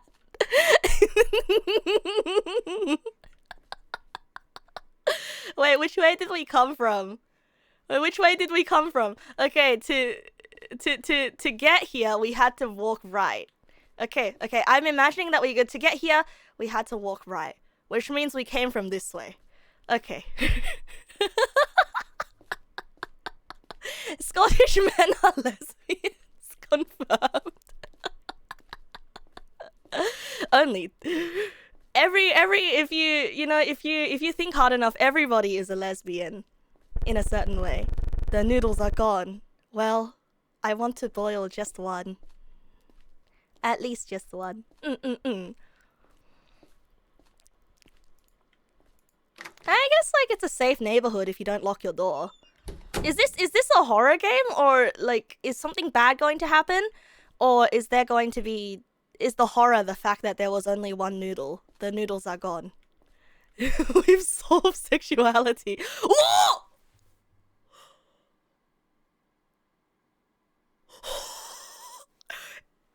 If noodles were gone, then who was Noodle?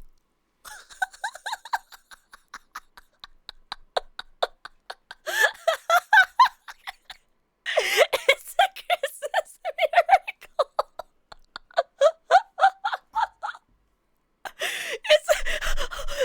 Thanks, anonymous gifter, for the noodles. Thanks. Holy shit. He knows Hey, speaking of holy shit. Is it... Hey, speaking of holy shit, is it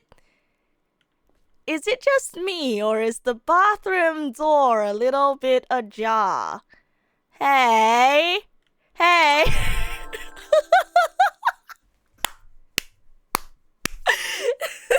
Thank you, anonymous gifter, for the noodles.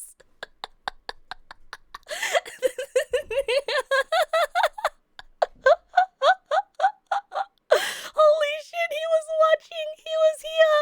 He's our guardian angel. He's here. Yeah, okay, so I would like to let everyone know that there's no option for me to open the door right now. So I think the anonymous gifter is inside the bathroom. You okay in there? I know it's rude if I try to come in. Must have been the wind.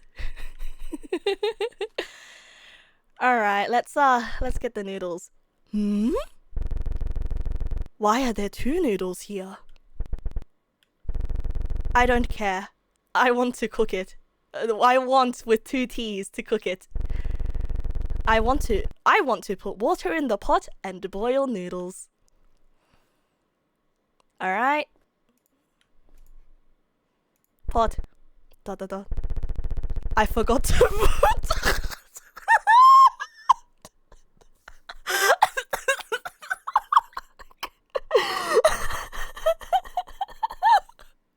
I forgot to buy water. There's no water in my house.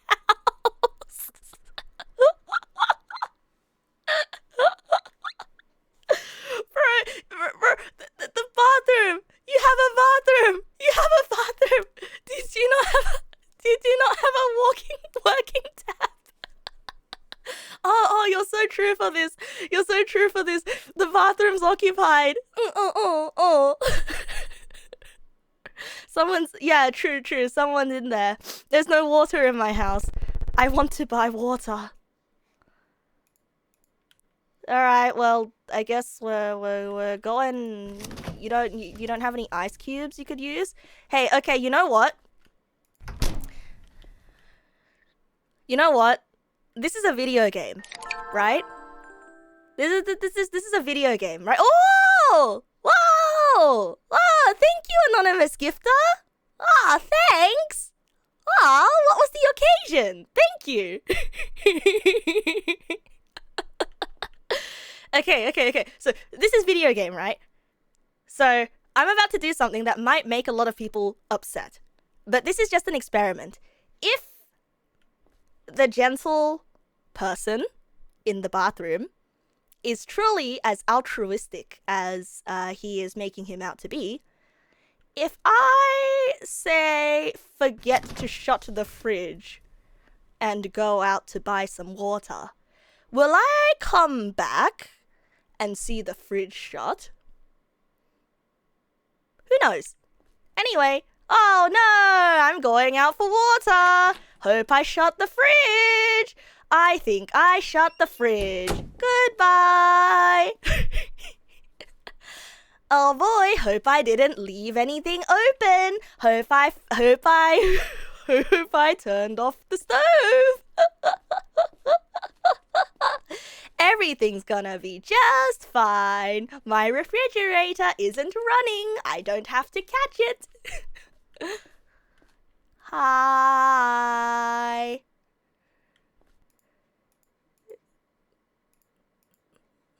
Oh, yeah. It's only...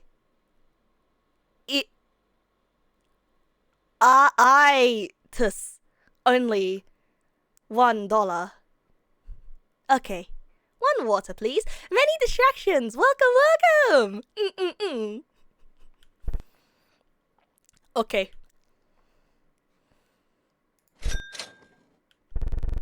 Where's your friend? Friend? Who? The person before. He said you were his friend and... Oh! The lesbian at the store.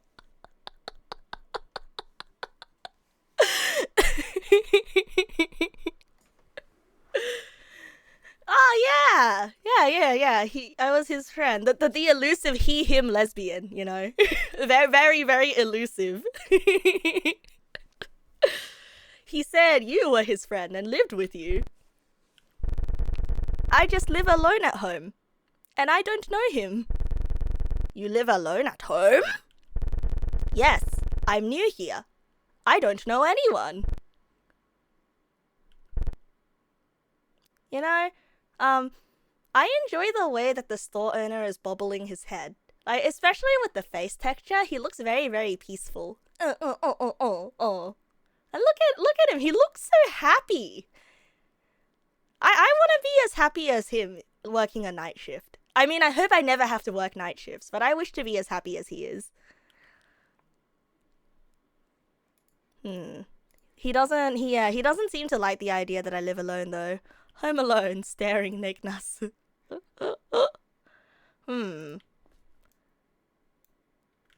There's a little thing on your floor. There's a plant growing in your store, sir. Anyway. Whoa! Hi! Hello! He has a single tooth like me. Look, we have the same tooth. See? See? The same. Bye, friends. See you at home.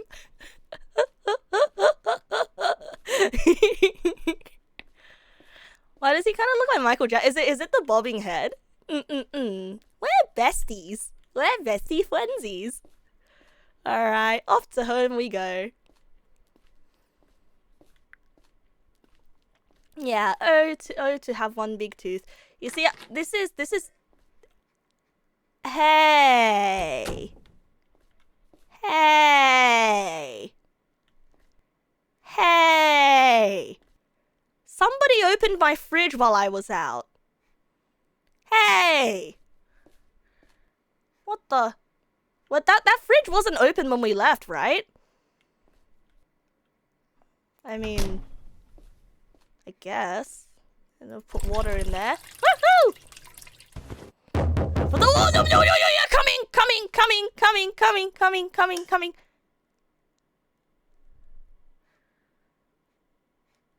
Oh yeah, I left. Yeah, I left the fridge open.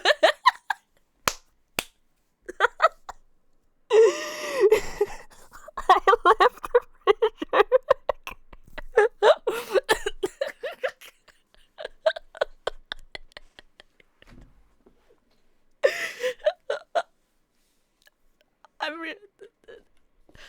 I left the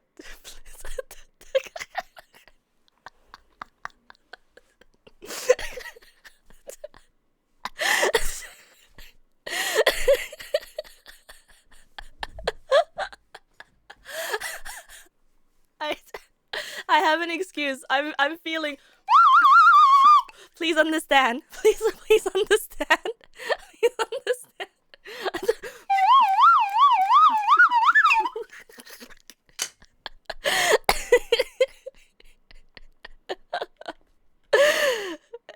Okay, 1 noodle, 2 noodle. Okay, now we wait. Now we wait. Hey. Well, you know, at least he was using the toilet and he flushed. He remembered to flush. Hey, what's this scoopity scoop? Is this like, it's like the scoopity scoop in Japan, where like when you after you bathe and then you pour it on yourself. Noodles are gonna be fine. We'll be good. I mean, it's all done.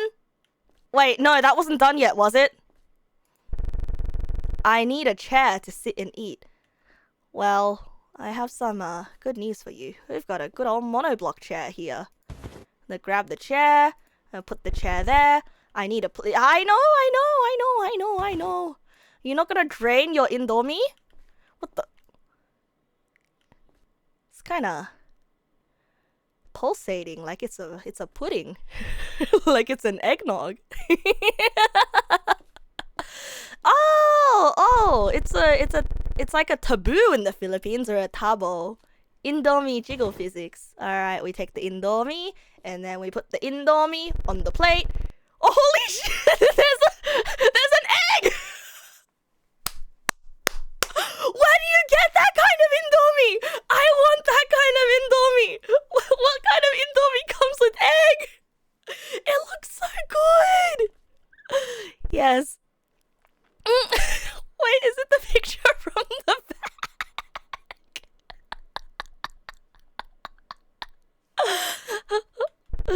Maybe if there's a juice drink, it will look good and better. Is this where the ending splits off? Is this where the ending splits off? Okay, look. Here's the thing, right? If you go out and buy a drink, by the time you get home, it is going to be cold and it is going to be sad. I mean, the store is literally down the street, but like, if you're gonna go outside and buy the water and not have the foresight to buy the drink, you do not deserve to have your noodles with drink. Yeah, just eat it. Oh, gotta head out now, Naughty-Naughts? Okay. Thank you for joining me tonight. Have a wonderful night wherever you may go. And thank you for coming after so long. I'm very hungry. I want to eat now. And it's so late that I'm tired of walking there. But you don't have utensils. Considering you made me go all the way to grab a plate, to buy water, to get this, get that, you're not even gonna... Alright. Itadakimasu.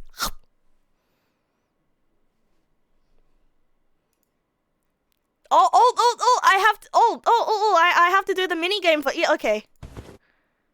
Okay. Wow, we're such a clean eater. Wow. Wow, this actually looks really good. It kind of looks like okonomiyaki like this. This looks so good. This looks so good. Wait, an ADHD simulator? That was nice. What now? Wait, we had our in... That's it. That's the end. We finished our noodle. That's the end. Oh yeah. Go to sleep. Yeah. We go to bed now. Yeah.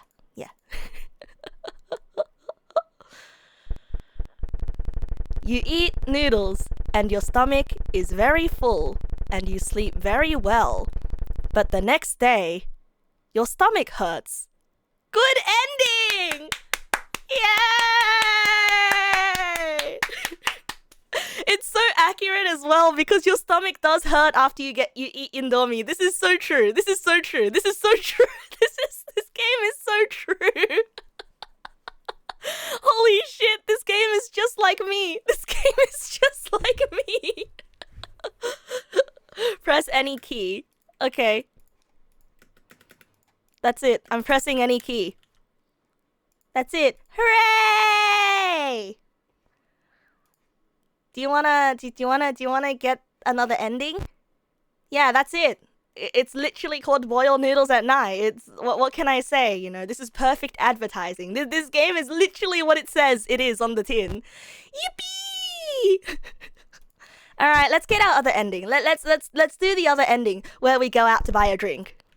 Yeah, I can't sleep yet. Make noodle. Da da da da da da da da da. You know, da da noodles. Da da da da da. Just one noodle. Da da da. Go out, get more noodles. See, game is so fast when I don't... Oh, no! Oh, yeah, game is so fast. Game is so fast when you don't stop to examine every single thing in the house and roast the interior design. Talk to the lesbian. No, he's not the lesbian. His pants are. His pants, the tartan.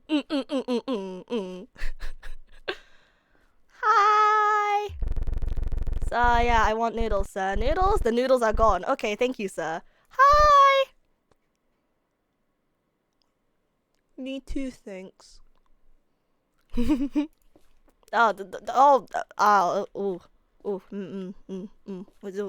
Man stuck. A man stuck. Man stuck. The man stuck. Wait, I'm actually stuck. Man stuck. Okay, thank you. Goodbye, sir.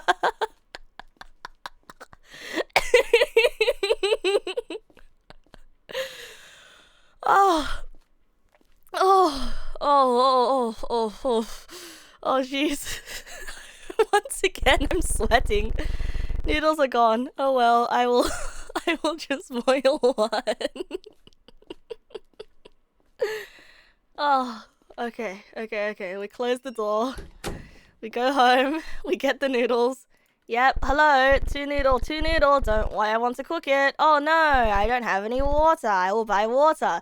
Okay, and bathroom is now stuck because the man teleported home. Don't open the fridge because no one's gonna help you close it. So sad. And now we are back off to the store again to the tartan panted man. A genuine friend. Say hello to the man. Hey, actually, what happens if you go the other way? Maybe that's the third ending. But this time we're getting we're gonna get some juice to go with these noodles ending. Man, you know, I really like the vibes of this game. Like, it really does feel like you are living in a small town alone. You know, maybe this game wasn't a horror game. Now, maybe this game really is just a living on your own simulator, because I can completely understand something like this happening. I don't have any stores this close to me that's open 24 hours, you know? Oh. It's only $1. Okay. Wait, what if I don't pay for the drink? Lupa Bayaga... What? What? What? Did they forget to translate that? Eh? Alright. Where's your friend? Your friend? The one, yeah, the friend. We're not friends. Hi! Okay, bye!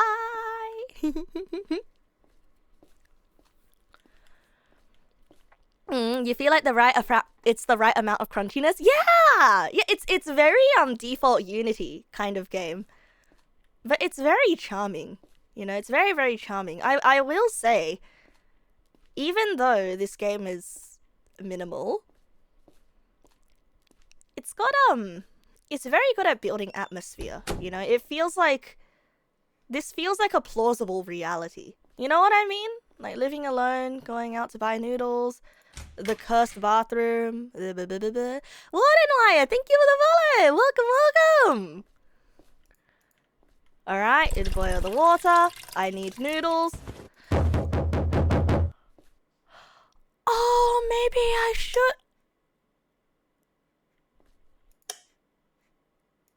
Oh, maybe I should have kept the door open and that was my ending. Oh!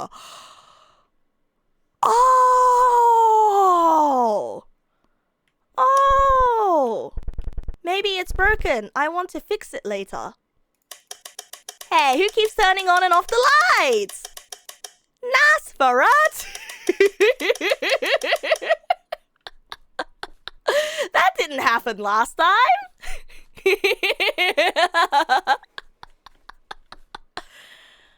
Noodles done. Boiled. Hey, what if we... Ooh! We didn't do this with the noodles last time. Ah, that's neat. Oh, that's neat. Wait, it did happen. No, I didn't turn the lights back on last time, did I? I just kept the lights off. Jiggle, jiggle, jiggle,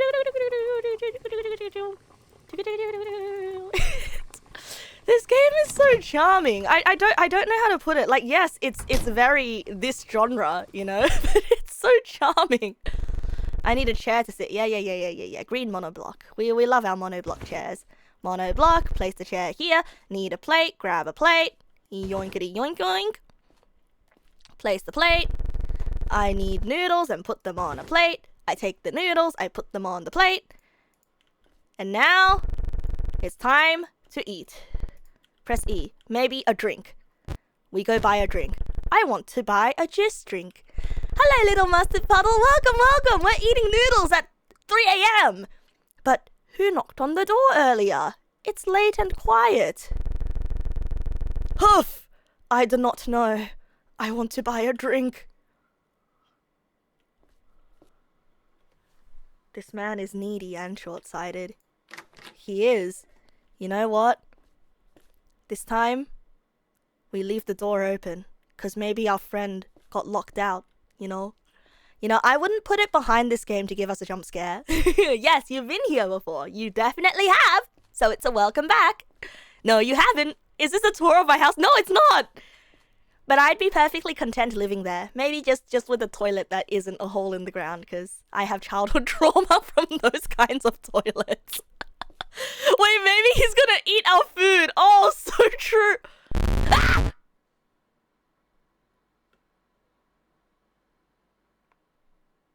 I didn't scream. You screamed. You know, it wasn't even that scary. It's just the guy that works at the shop. You know, it's not even that scary. Not even that scary, to be honest. Want to buy something? Who are you? Where is the man in the white shirt? Him? He's behind you. Huh? No, he's not. No, he's not. Is he missing an arm? No, he's not. He's got both arms. He's just kind of tilted Like this. I can tilt to match your eye level, sir. Sir? Sir? Sir? Sir? Sir? Can I buy my drink, sir? Why did you turn the lights off? Sir? Nice pants, by the way. I guess we... Yeah, sir, can we have our cola, sir? Sir? Sir? Well, I guess we go home now. Oh, I'm not scared. You're scared. I'm not scared. The simple solution is to cut a hole in the green monoblock chair and place it over the squat toilet. Ugh, yuck. Matt, you sure there's maybe they prefer Matt? Friend? Friend? Hello, friend? Yeah, awful customer service, not gonna lie. Awful customer service. I don't know, regardless of what gender somebody is, everybody likes being called friend, unless they're not your friend, buddy. Unless they're not your buddy, pal. Unless they're not your... My monoblock chair! Somebody tipped over my monoblock chair!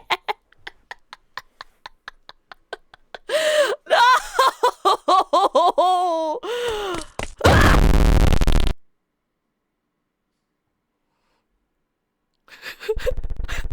You were killed and made into a packet of noodles, just like the previous victim.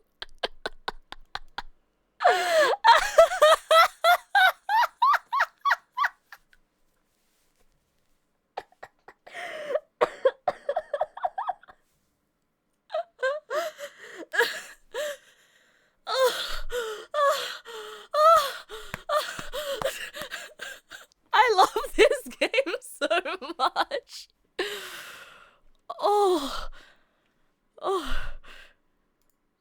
This game has the same vibes as Mandor Handhook Cuddle. This is Mandor Handhook Cuddle the game.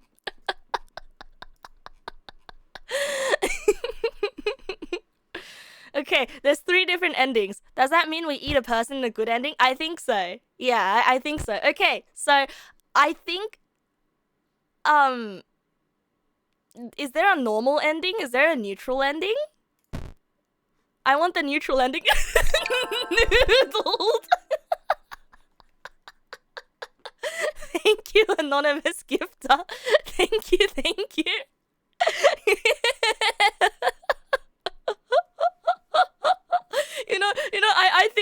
I think the fact that you are anonymous and the fact that you have given to these things, it adds to the funny. I can't sleep yet. Yeah. Make noodle. Yeah, but 1 noodle not enough. We need 2 noodles. Honestly, you see, the thing is, we don't know if the fact that... Here's the thing, right? The funniest part of this game is that in the good ending, we eat the noodles and we get a stomach ache at the end of the game, right? But we don't even know if the stomach ache is because we ate a person or because we ate 2 packets of imigoreng. Because if one okay, we can't go left. It just kind of blocks me. Because if 1 packet simply makes my makes me feel a bit woozy and makes my tummy hurt, can you imagine what 2 packets does to a grown man? Because I'm assuming the protagonist is a grown man. I think it's perfectly normal. It's a normal response to Indomie. All right, buddy. Hello.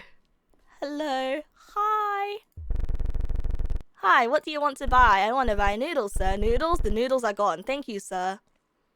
Hey! I saw you scratch your butt! Hey!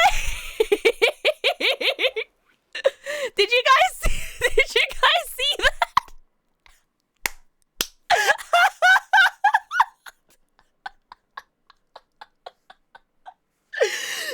Did you guys see him scratch his butt as he walked in? Hey! I saw that. I hope you washed your hands before you came in my house and put my noodles there, sir. I hope you washed your hands.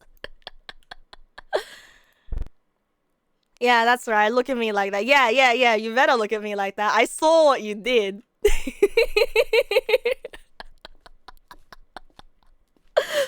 I mean, it's normal to scratch your butt. I guess it's normal, but it's you know, I feel like it's customary to be like, "Hey, I saw you scratch your butt." If you see a stranger scratching their butt. Oh, you know, the noodles are gone. I want to boil one. Okay, that's fine. So, you know, there was actually this once, I was at a noodle restaurant with my friends, right? And so it was 3 of them. I mean, it was the 3 of us.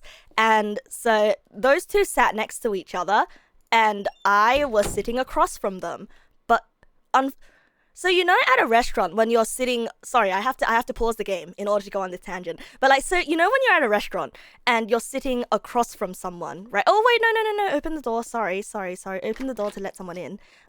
Yes. So, you know, when you're sitting across from someone, you usually notice what the neighbors are doing, right? Like, you notice you have a cone vision, essentially. Like, you don't look next to yourself. You don't notice what the other customer at the next table is doing next to you. But you can see the next customer if they're sitting, you know, across from you, right? Diagonally. Anyway, so during that entire lunch that I was having with my friends, I noticed that there was a high school boy in his uniform sitting alone while eating his noodles, and during the entire meal, I had to watch that kid pick his nose and eat it. Like, he was on his phone and he wasn't even touching his noodles. He was picking his nose and he was eating his boogers. And I didn't say I couldn't even complain to my friends because the kid was right there. And like, I couldn't even eat my noodles because I had to watch a kid pick his nose and eat his boogers right in front of me. And then after lunch, after we left, I was like, hey guys, I have something really unfortunate to tell you guys. So you know that kid, like the high school kid that was sitting next to us? And they were like, yeah, the high school kid. Yeah, I noticed. He's from the high school, yada yada, nearby, right? And it's kind of like, yeah, that high school. Yeah, well, there's something you don't know about him. I had to watch him the entire hour that we were there at the restaurant. I had to watch him pick his nose and eat it. And I don't know, the man scratching his butt kind of reminds me of that, you know? It's sort of like you do things and you think that nobody in public sees you. You're wrong. I see you. I noticed it. And I didn't bring it up out of politeness. But that was awful. My lunch was ruined. You know? I'm about to say something very mean, but my God, no wonder he was having lunch alone. No wonder he was there alone. So I am afraid of being perceived, but I am the biggest perceiver, I guess. I mean, sometimes you can't help but watch, you know? Sometimes you can't help but watch. You literally just finished eating your noodles. I'm sorry, bro. I'm sorry, bros. I'm sorry. Okay, I grab my noodles. Question mark? Why are there 2? I want to cook it. Boil noodles. Oh no, there's no water. I want to buy water. Yeah, tiddle. We go out and we buy our water. Oh, I'm sorry for ruining mealtime for a bunch of you guys. You know, actually, it's really funny because the time that I stream usually falls on the time slot that most people have food. Hey, like the people watching from Asia are having dinner, the people watching from Europe are having lunch, and the Americans are early birds who are having breakfast. And the Australians just ate dinner. That's kind of nice, you know. I feel like we're at a universal lunch hour right now. Universal food hour. Pay for the drink. Where's your friend? Yeah. Hi. Yeah, that's right. I saw you scratch your butt. Yeah. That's right. Hey, he kind of has He's got a light source on his face. Like, I can see a rainbow emanating off his face. It's kind of nice. You know, kind of comforting. Like, this man is a holy savior sort of creature. Yeah, and a bucktooth.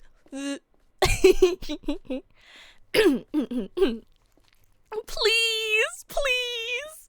I made one comment about the tablecloth pants. He will forever be known as the butt scratcher now, and his high school life is over. No. He's not about his pants anymore. He's the butt scratcher now. He's the butt scratching man. And honestly, I'm gonna be honest. I scratch my butt in public as well sometimes. Like, obviously, like, through the clothes, you know? Like, if you gotta scratch, you gotta scratch. I mean, I read posts on the internet about dudes having to unstick their from their leg all the time. So, you know, it's like if you gotta pick a wedgie, you gotta pick a wedgie. It is what it is. It is what it is. You know, it is what it is. Sometimes we have to give in to our mortal comforts to live life the way that we need to live. It's just the way that life is. I need noodles. Okay. Do I know how to get the third ending? I don't. But it's literally open! It's literally open! Excuse Hello? It's literally open. I don't know what you want.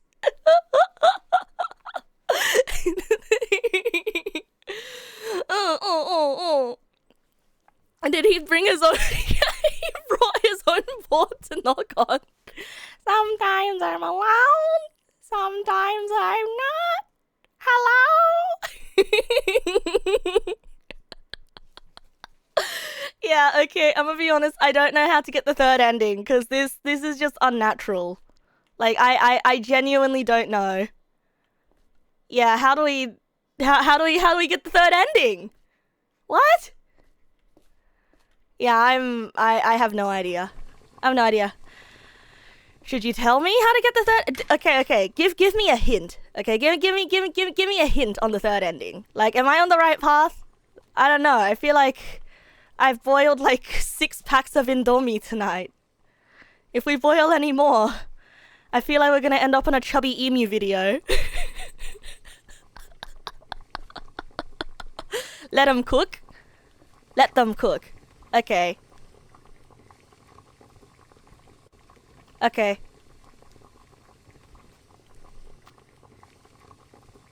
Okay.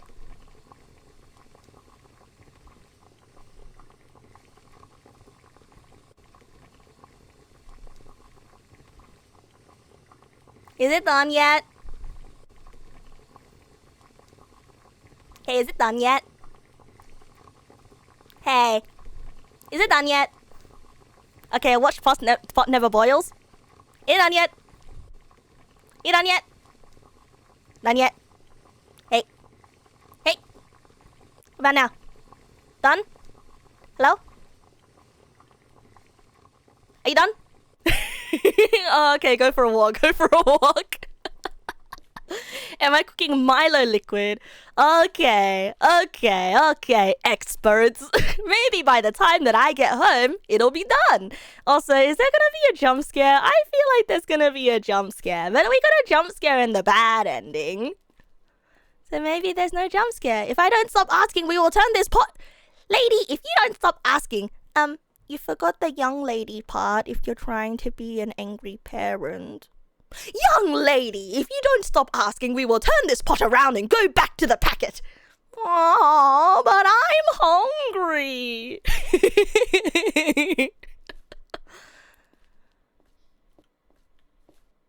I feel like nothing is happening. See, like, there's no dude at the store. There's no noodles at home. I'm still hungry. and I'm sad. There's no guy. This store sucks. Yeah, this store sucks. No noodles, no guy. Can we have McDonald's instead? You never know who those noodles may have been. Maybe they are your mom. Oh, what if we keep walking past the store? Okay, no, it blocks us off. We can't. Man, yeah, man, seems like a great time to grab a juice drink. Oh, yeah, you're so true for this. Nope. No, nothing. There's absolutely nothing we can do at the store. Okay, now that we have gone for a walk, perhaps by the time that we get home, the noodles are gonna be done.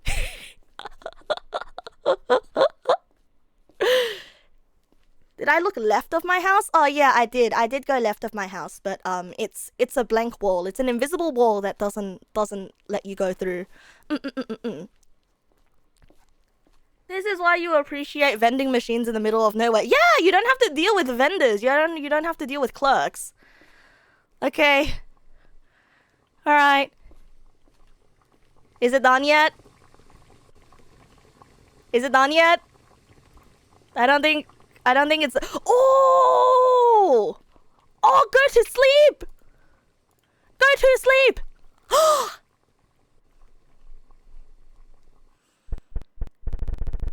You sleep when the stove is on and your house is on fire and your body is scorched. Secret ending.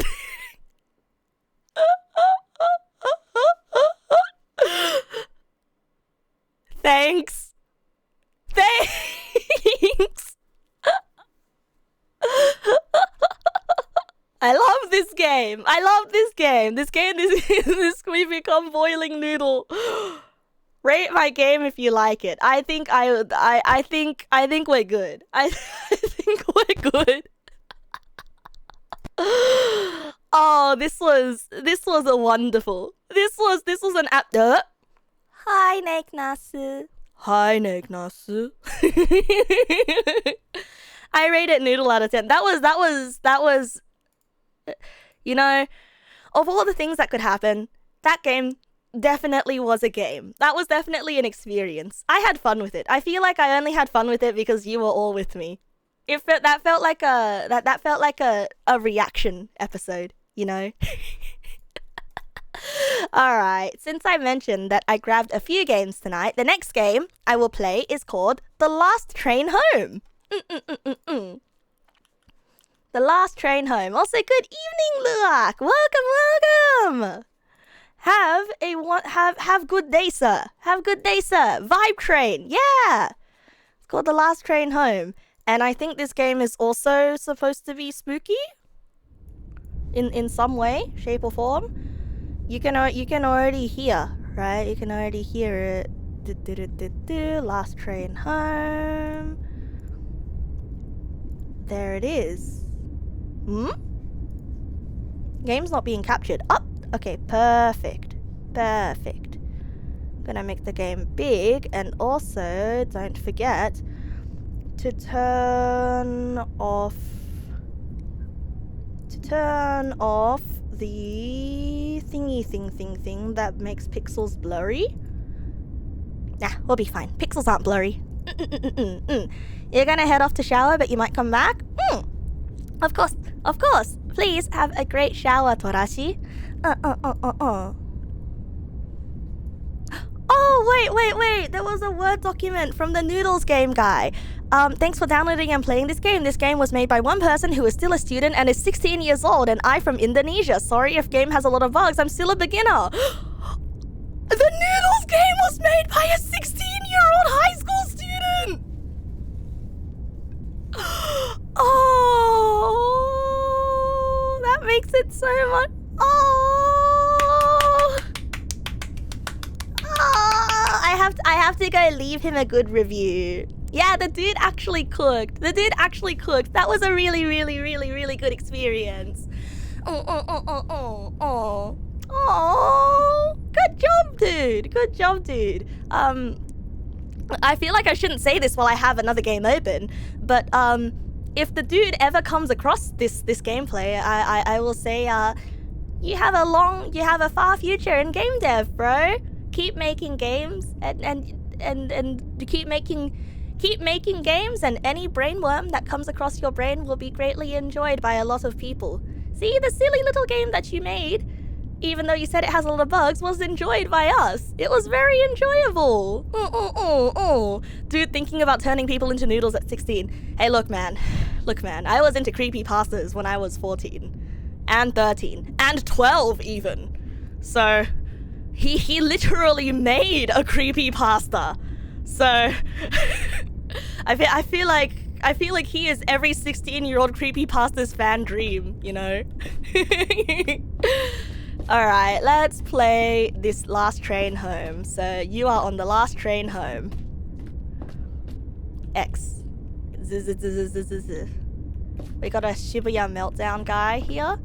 Man, this game is very vibey. This door won't open. This door won't open. Naga akanai. See, this one's also really comfy in a different way. Oh, I don't like this. You shouldn't be out there. I don't like that. Hello, sir. Damn, this lighter doesn't work. Damn, this lighter doesn't work. Yeah, neither do I. We call me unemployed. Oh, it's a child! That's really ominous, especially like if they're this cheerful, especially at this time of night. 1, 2, buckle my shoes. 3, 4, lock the door. 5, 6, get your fix. 7, 8, don't be late. 9, 10, you're not my friend. 1, 2, buckle my shoe. 3, 4, lock the door. That child running at half speed. I like that though, but it's yeah, this child is absolutely a menacing ghost child, and I do not trust her one bit. All right, next. Oh, you okay there, buddy? You okay there, buddy? Oh.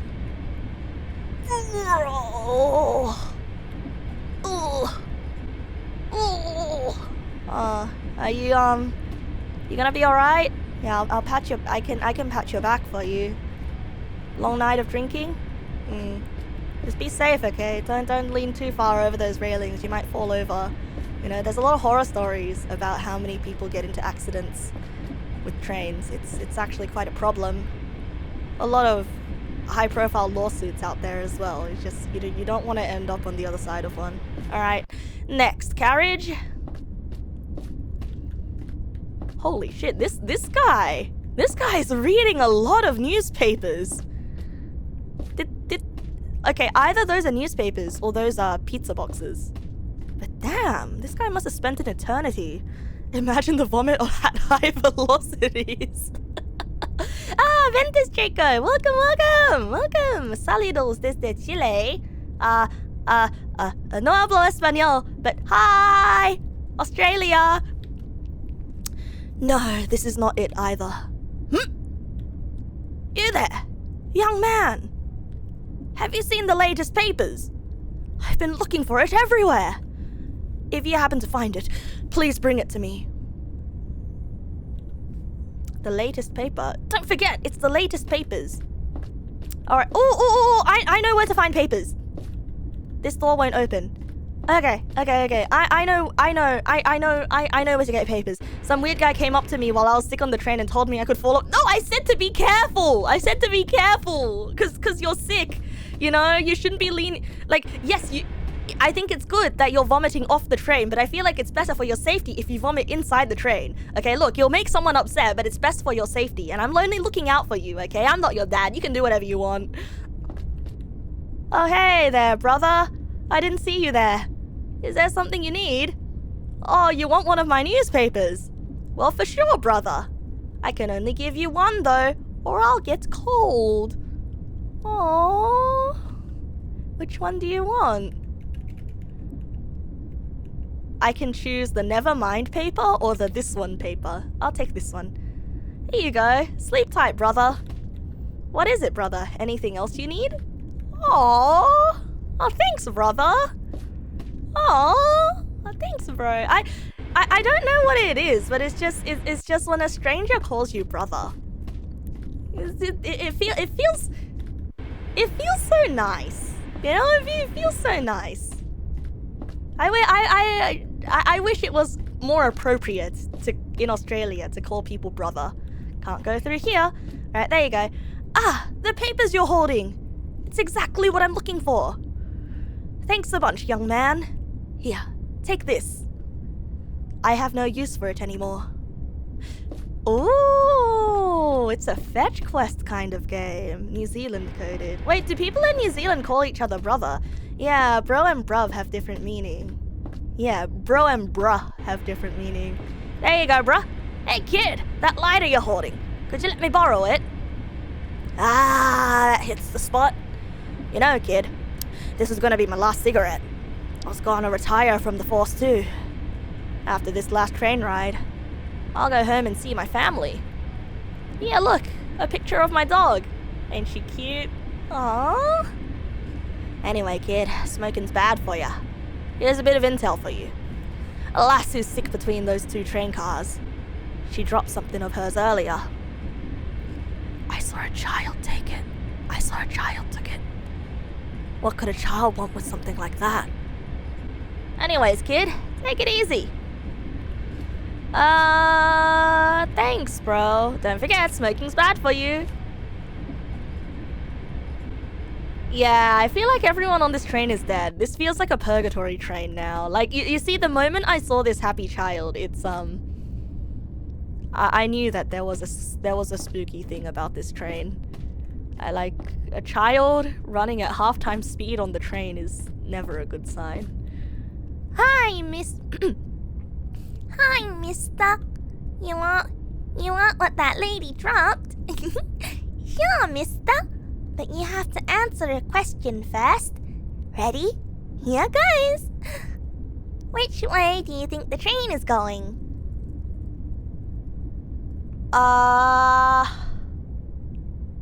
It's like my 7 riddles. No, just one riddle. Just one riddle. I think it's going east, right? Because the vomiting lady is... I don't know. We went east because that was the way of progression. It's a 50-50. Let's say east. So that's what you think? Wrong. That was a trick question. We're not going east or west. Where exactly is it that we're going? You're funny, mister. Shouldn't you know where you want to go before you're getting on a train? Since you answered my question, here. I got a pill bottle. You better give it to her soon, mister. She's getting pretty sick. This child is scary. Yeah, I think you're right. Everyone on this train is dead. Oh, do I want to see something cool? Yeah, I want to see something cool. Oh, is that a new emote? 5, 6, get your fix. Go back to the newspaper reading, man. Oh, okay. I have a feeling that the newspaper man is going to be dead. I feel like the newspaper man is going to be dead. Looks like it's locked. Well, there is no newspaper man. The newspaper man is gone. There's no cigarette man either. There's no child either. Oh, sick lady is here. Wait, newspaper man. Where did he go?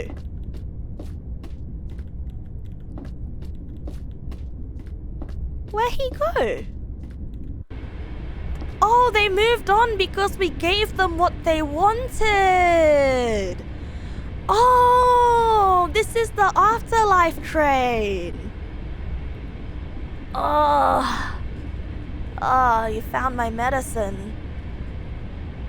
That's better. So you're a lifesaver. I can't believe. So, like, the kind man that said that he's gonna be cold because... Yeah, the kind man that said he was gonna be cold is because we were kind to him that he moved on, right? Because we were nice to him and we asked him nicely.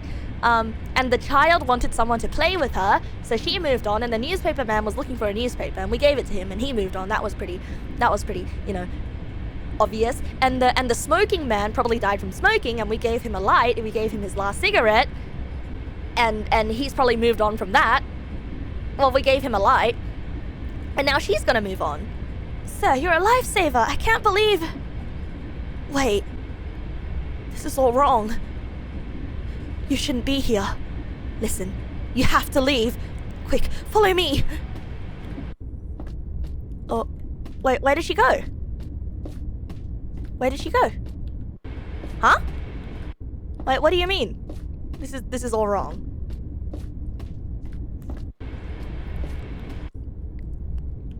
Ooh, okay. This is where things get spooky. Tongue fan, thank you for the follow. Welcome. Oop. Okay.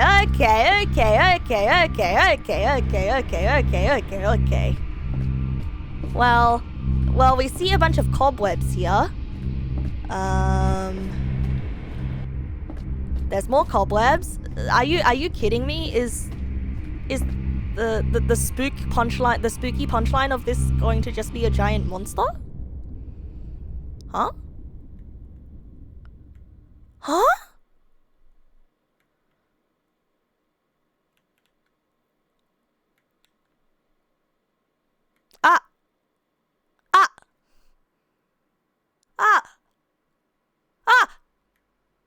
Quick, get in here!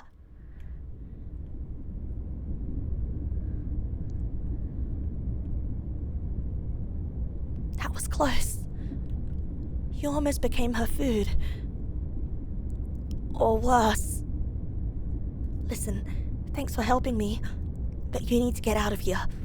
This train can't take you home. All you need to do is spin around 7 times. Hear me? 7 times. Don't forget. Looks like this is my stop. May we meet again. Remember, 7 times. Okay. 1, 2, 3, 4, 5, 6, 7.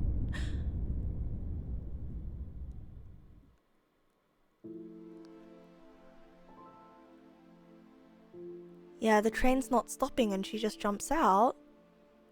What? What? This isn't the way to go. What? Can't go through here. What? What? What? What?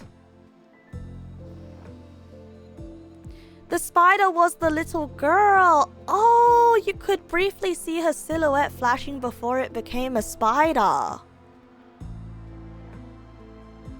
What?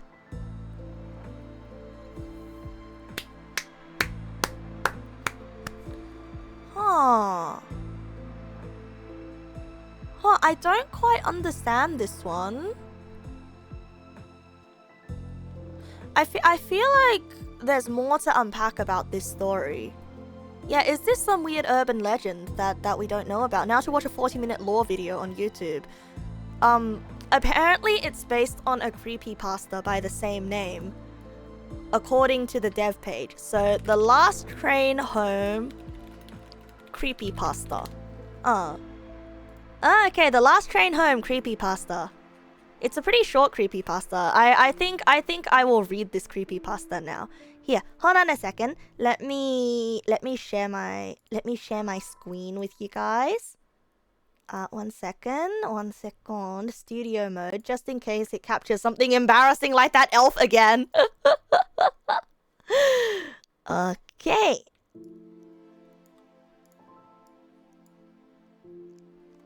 And then we can bring this all the way down. I know that we didn't come here to read creepypastas tonight, but I think it might be thematic. You know, I think it might be thematic. Is there a different ending if you don't spin?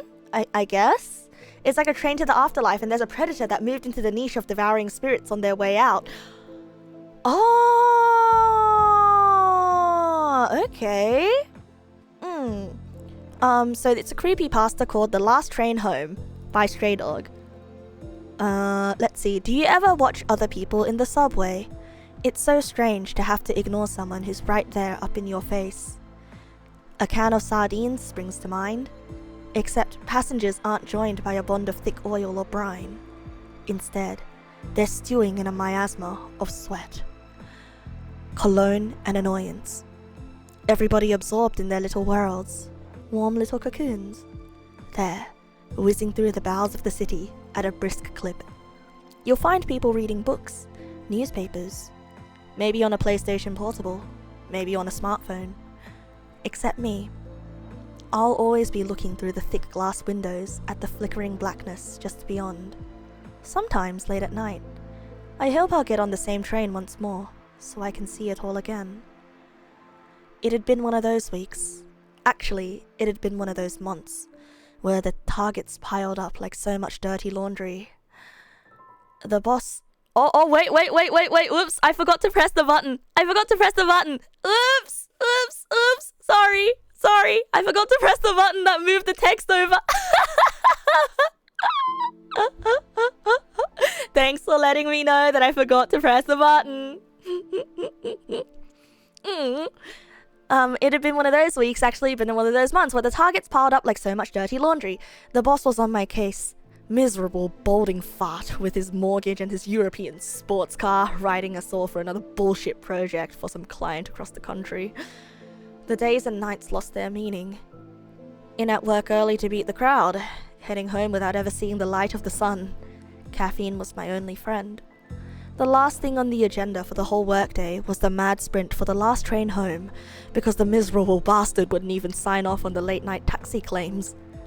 It showed up on the work-life balance indicators, he'd said.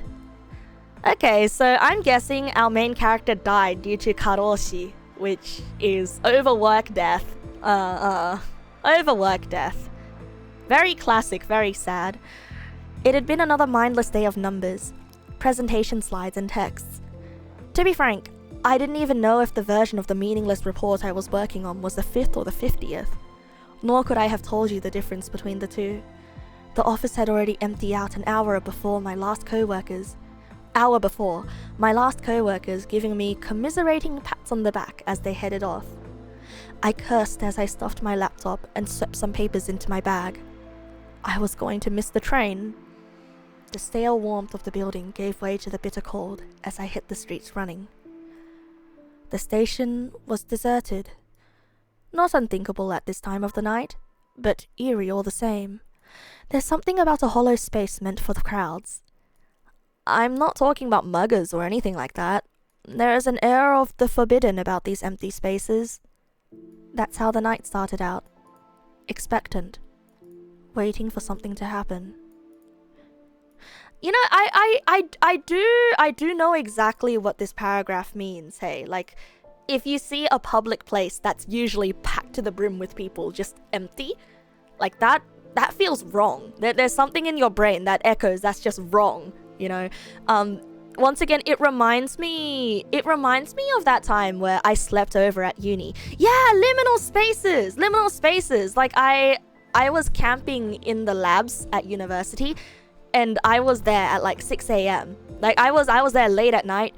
I saw the last student leave the building, and in the morning I saw the first students start to pile into the building. It was really, really surreal.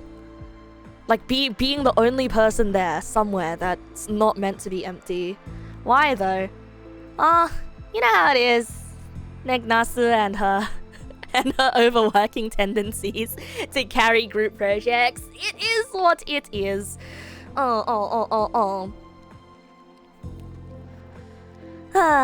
I starve. I'm graduating soon anyway. Not VTuber graduation, okay? Tertiary education. Senpai isn't leaving you. Senpai's furthering her education.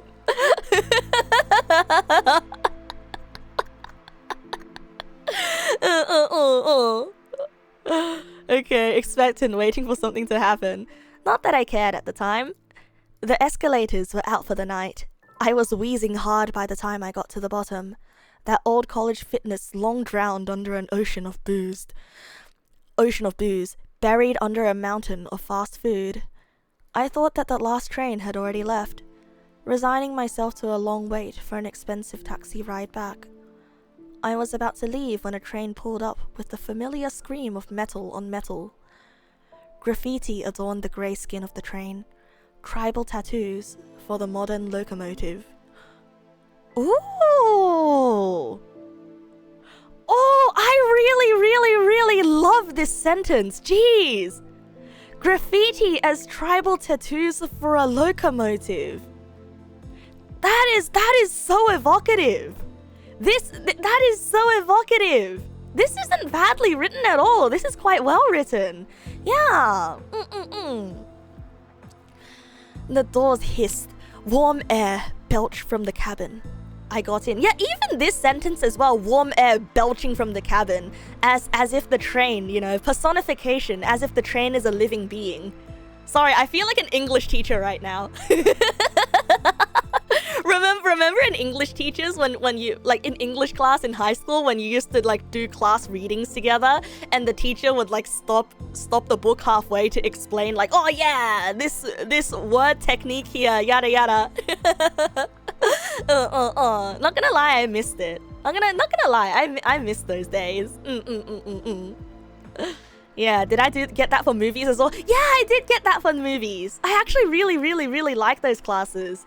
Because, like, I don't know, it taught me how to enjoy literature and film in a completely different way, you know, instead of just watching it. And it makes me think. The train, strangely, was full. Not packed, but it was crowded. I found myself a seat in between an old man in a large brown overcoat and a young lady that wearing a dark formal dress, a large flower pinned to her breast, her face a mask of mascara and eyeshadow, inexpertly applied. Across from me sat a pair of army guys in fatigues, their scalps shining pink under their tight buzz cuts. And many more besides. It was a puzzling thing to have a cabin so full late at night, and with such a motley crew of inhabitants. With a shudder, the train pulled out from the station. I settled back contentedly into my seat. The network connection in the tunnels was never dependable. I had to find another way to entertain myself on the ride home. The noise from the screech of the rails and the rush of air outside seemed muted. Instead, the cabin was filled with a soft susurrus. Ooh, I've never seen this word before. What does susurrus mean? Susurrus, susurration, whispering or rustling. Ooh! Oh, murmur and a hum, and it's like the example sentence is applied to a river. Huh? Stop it! Stop it! Stop it! Stop it! It's a word! Susurrus amongerus!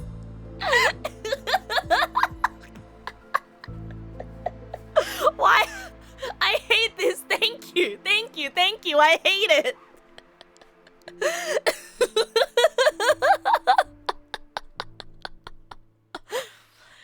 Instead, the cabin was filled with a soft susurrus, the hushed tones of a crowd in a theater, expectant but subdued.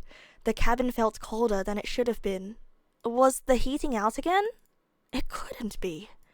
I was certain that the cabin was warmer than the platform a second ago, yet now it felt like I was back outside in the howling cold. I tugged my jacket a little tighter.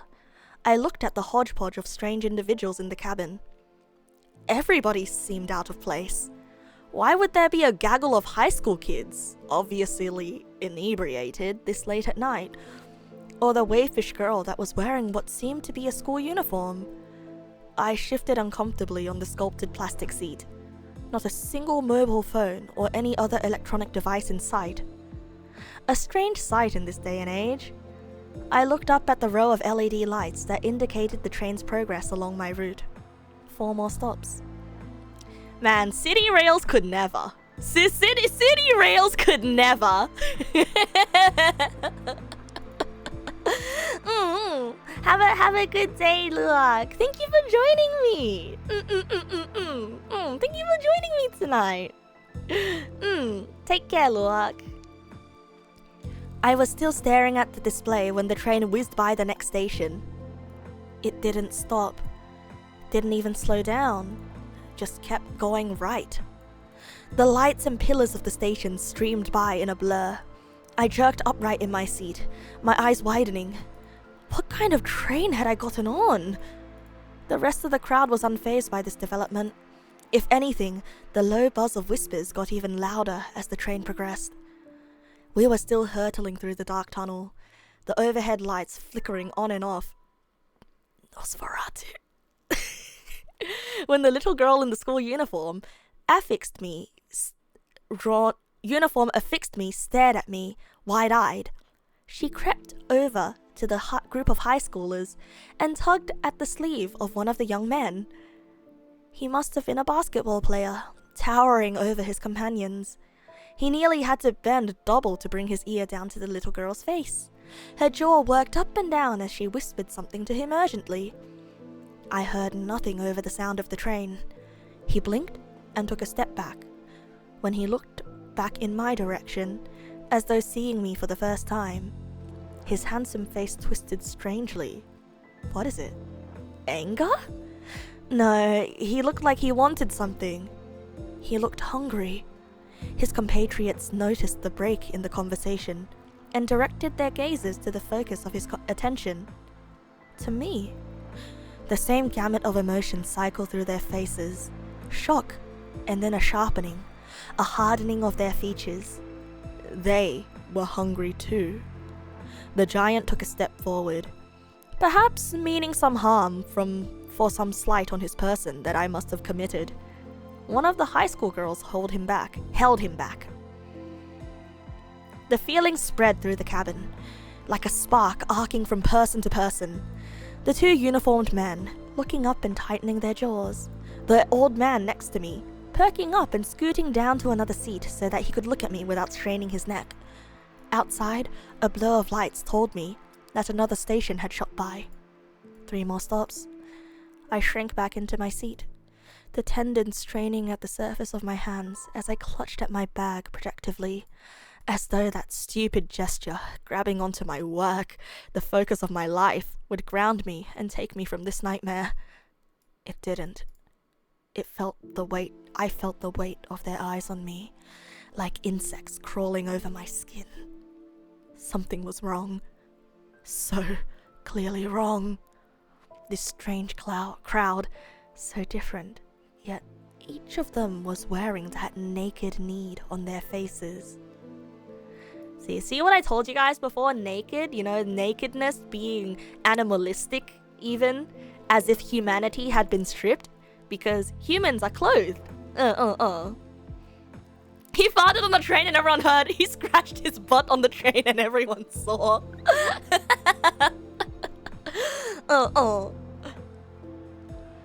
Don't mind them. Don't mind them. They're just jealous of you. The young lady by my side. Her voice was soft, mellifluous. Don't stare back, and don't talk to them. I turned to look at my erstwhile companion. What are they jealous of? I just wanted to catch the last train home. It's the last train home for all of us too, she smiled. She was very pale, very beautiful, but not all of them want to be here. And looking at you going home tonight makes them so very unhappy. Where'd they all come from? Was there a convention? A meeting? I cast my eyes around the cabin again, but was stopped halfway by her strong fingers on my chin.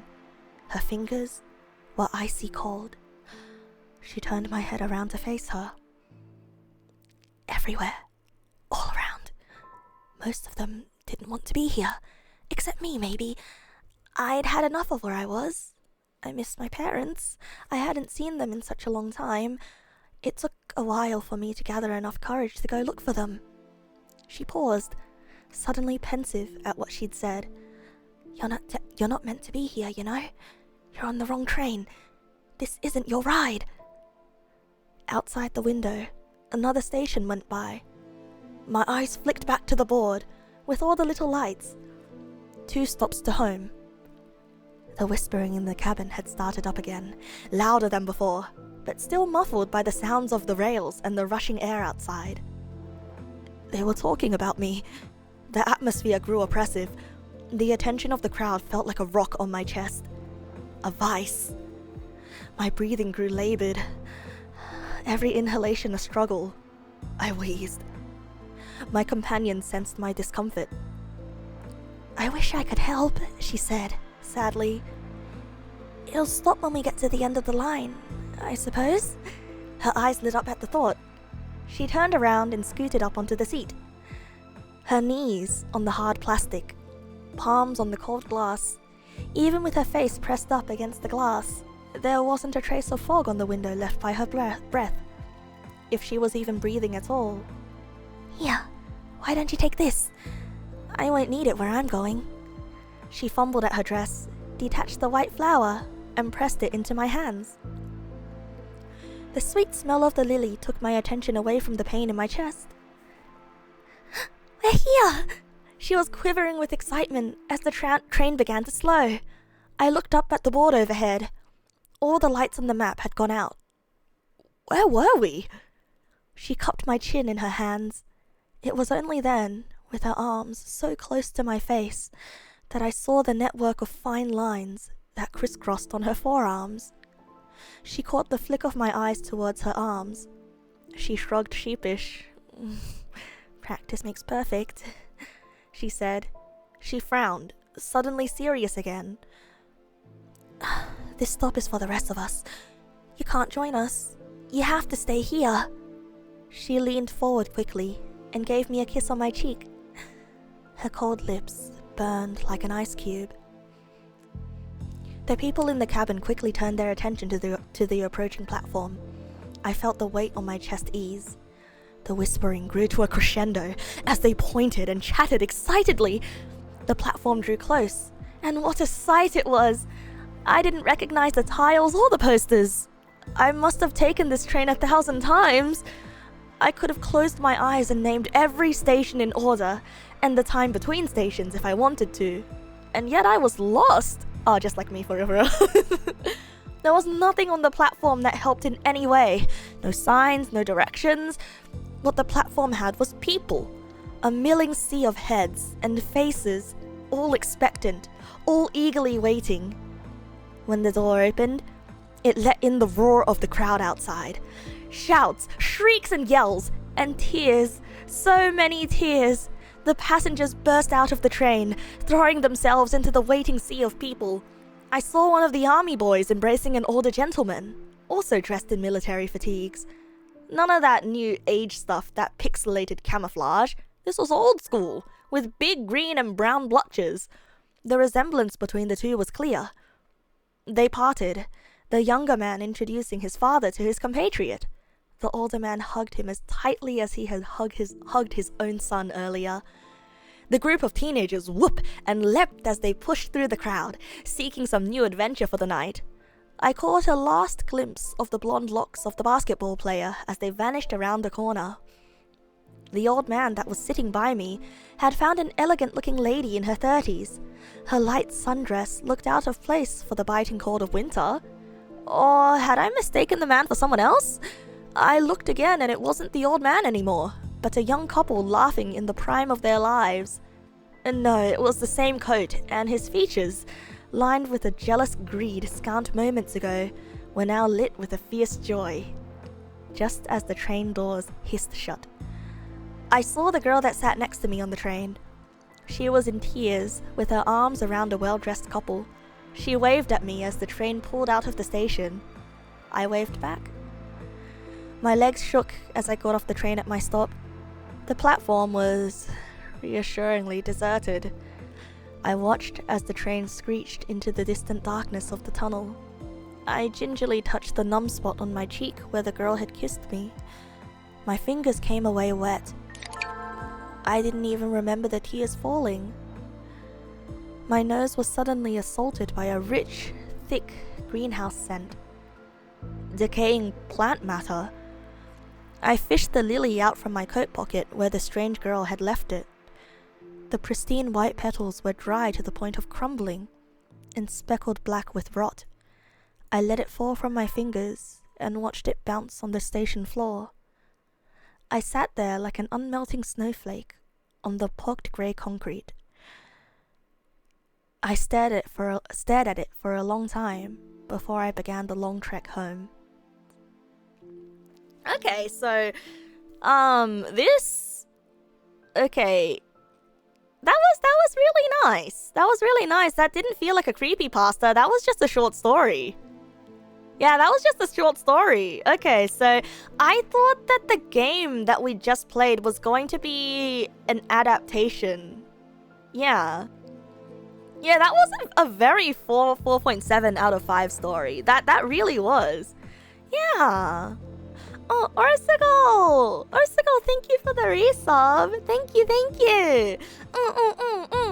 Yeah, we just played a game called The Last Train Home, and I didn't quite understand the ending. So apparently it was based on a creepypasta of the same name. So I wanted to read the creepypasta to understand the game that we just played. And I'm gonna be honest, I don't exactly understand the game any better. But I do understand that this train was the train in the game that we just played. It was a train to the afterlife. Huh.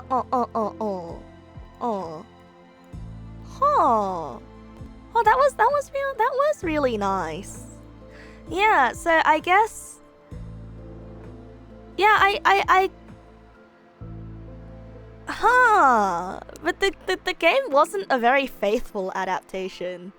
It wasn't a very like. See, now I feel like I'm even more confused, right? Because in the story, everybody got off at the same stop. Conceptually inspired. Okay. Because the main story beat was that in the game, there was a lady that said, hey, you're not supposed to be here as well. The afterlife train, there was something that tries to snatch souls on their way out. Yeah, so inspired by it. Yeah, the game tried to put the creepy swords back into the story pasta. Yeah. So here's my theory, right? I think the main character in this story was about to die due to overwork. I think he was trickling on the edge of life and death. Like I still think he was about to pull a karoshi, which is very, very real danger. Okay, don't overwork yourselves; it could result in death. And I know. Yada yada, pot calling the kettle. Yeah, he woke up to life, and he was, clutching on for dear life. And I guess everyone was mad at him because they could sense that he was still living. But I guess they couldn't genuinely kill him because I guess that would be a faux pas or something. As much as I want to play more games tonight, I feel like that was a nice way. I feel like that was a nice way to end the night. A good bedtime story for you and for me. Makes double sense that he was saved by a person who chose to end it. Yeah, exactly, because she's not jealous because she chose to be there. It was more they were trapped in their own endless cycles and he wasn't. Which is ironic because he is trapped in his own endless cycle of life. Work, go home, wake up, go to work, go home, wake up, go to work, go home. But I really wish we did have some sort of an epilogue that showed the character transformation. But I don't know if that would be better for the story or if it would be worse, I don't know if it'll be better for the story or if it will be worse if there was an epilogue where, let's say, he puts in a resignation and he values his life a little bit more, because the way that the story started with him overworking himself, I was thinking, oh yeah, that's where it's going. I thought that was where it was going to lead. But I don't know.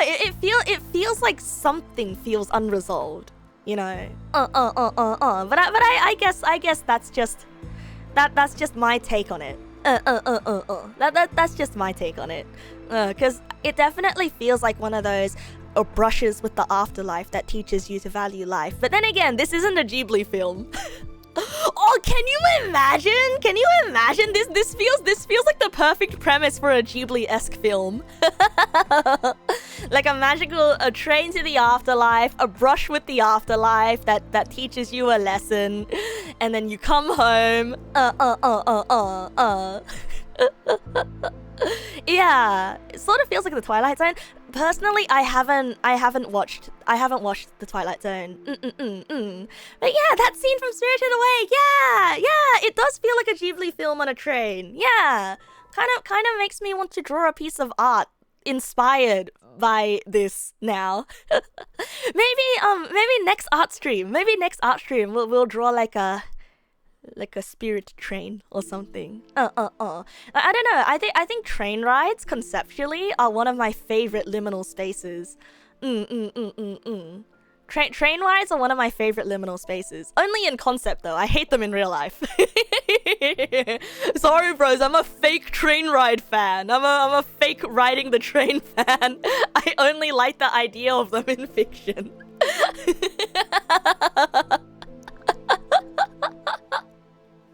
Spirited Away had the beautiful train on water scene. Yeah, I think vehicles going over water with the reflectiveness of the sky is always a beautiful magical scene. No, actually I'd rather get on a train. Actually, I don't know. I think I slightly prefer bus to train, personally. I like the k-tunk of a bus. Oh, good evening, Toxic. Welcome. Yeah, I was getting a short stream today. What was a short stream? This was a game based on a creepypasta, and then we read the creepypasta, and then we started talking about the creepypasta. You're not sure what that line, the network of fine white lines crisscrossed her forearms, means. I think it's meant to imply scars from self-harm. I think, yeah, you do think, however, this line could have been what inspired the spider part. Yeah, actually, the little girl in the game, like when they mentioned that this lady was wearing a white dress, I was thinking, oh yeah, so that character got adapted into the little girl, so that's also what I'm thinking as well. Yeah, airplanes. I enjoy airplanes as a concept. I hate flying in planes because I've only ever experienced long haul flights. There's actually a post-apocalyptic anime that takes place in a train that you've been meaning to watch. Is that? Are you talking about Iron Fortress of the Cabaneri? Because that's a post-apocalyptic anime taking place in a train. I mean, in a way, Shoujo Shumatsu Ryokan is a post-apocalyptic anime taking place in a tank. Oh yeah, Snowpiercer. Yeah, post-apocalyptic train is also very Snowpiercer. I really liked Snowpiercer. Train to the end of the world. Is it the one with the girls repairing a train to find their friend in the city? Wait, what's that one? I want to watch that one. Bro, a Snowpiercer anime adaptation would go really hard. Yeah, I'll put that one on my to-watch list. I do enjoy cute girls and apocalyptic. Speaking of post-apocalyptic, you found this manga about it was taken over by fungi. Man, liminal spaces in art goes so hard. Anyhow though, now that I have had my bedtime story and you have also had your bedtime story, I think it is time for me to rest up. I could go on for longer today, but considering I am still feeling, I think it's time for bed. But I want to sing a song. I want to sing a song before bed. I want to sing a song before bed. So let's go back to my this room. Let's go back to my this room. I did say short stream. Yeah, today's stream was pretty short, wasn't it? It was only 3 hours. Yeah, I would consider 3 hours a short stream. I'll consider 4 hours a standard stream, and anything long and 5 hours a slightly longer stream, and then a 6 hours plus a long stream. Yeah, let's sing a bedtime song. A bedtime song, bro. A bedtime song for everybody. Let's sing a bedtime song. I'm gonna change my category to music. I don't think I should even change it. It's so it's so nothing. Yeah, I want to sing Sora Mamaru Usagi because I really like that song, and it's been a while since I've sung it on karaoke.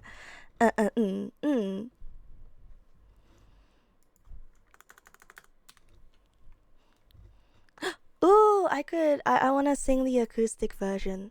Yeah, acoustic. Let me find it. Don't mind me. I didn't save it, but I did. I didn't save it, but I did. Don't worry about it. Don't worry about it.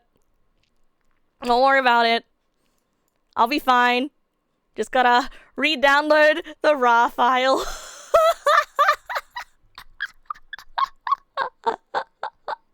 Acoustic. Gonna re-download the RAW file. Oh, wait, no, it's already in my downloads folder. Silly me. Oop. Where is it? Mawaru Sora Usagi. Hi.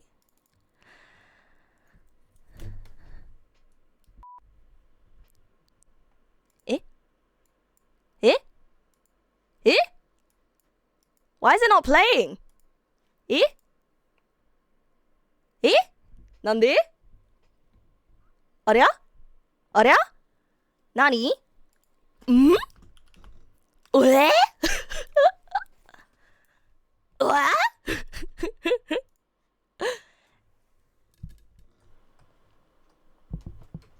What?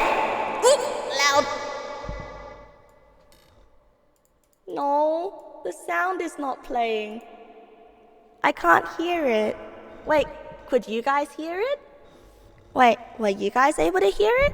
I couldn't hear it.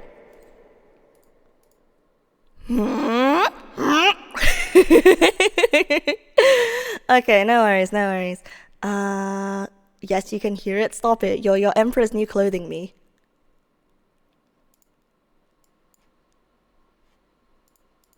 I feel like I'm going insane. Oh, alright, then no acoustic version. We just gotta sing it to the original. We gotta sing it to the original. That is no problem at all.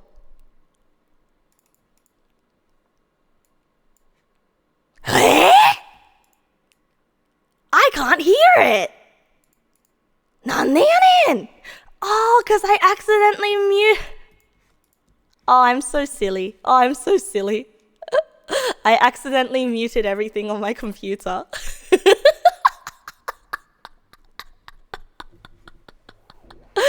Oops. Whoops. 月が昇る今日が終わりだす願い奏でる言葉を飲み込む Friday night 泣き出す君はまだ大丈夫駆け出せ足音明日も変えたいなら今から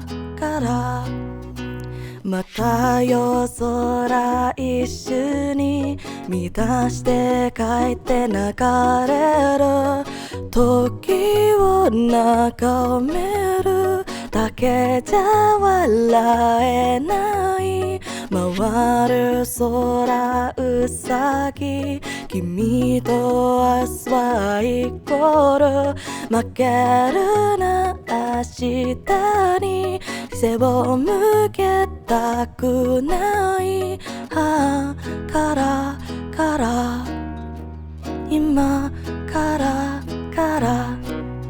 遥か月を目指した今日の空は遥か夜に流れたもう届かない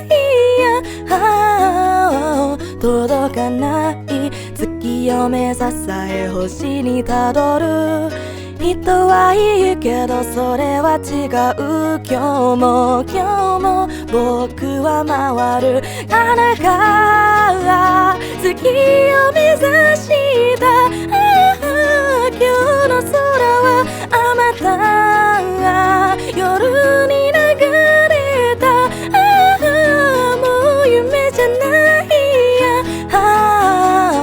夢じゃないや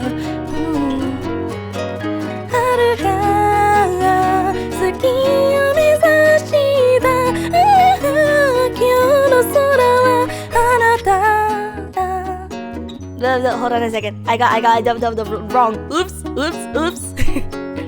そんな僕を置いて月が沈み日は昇るでもその夜は違ったんだ君は僕の手を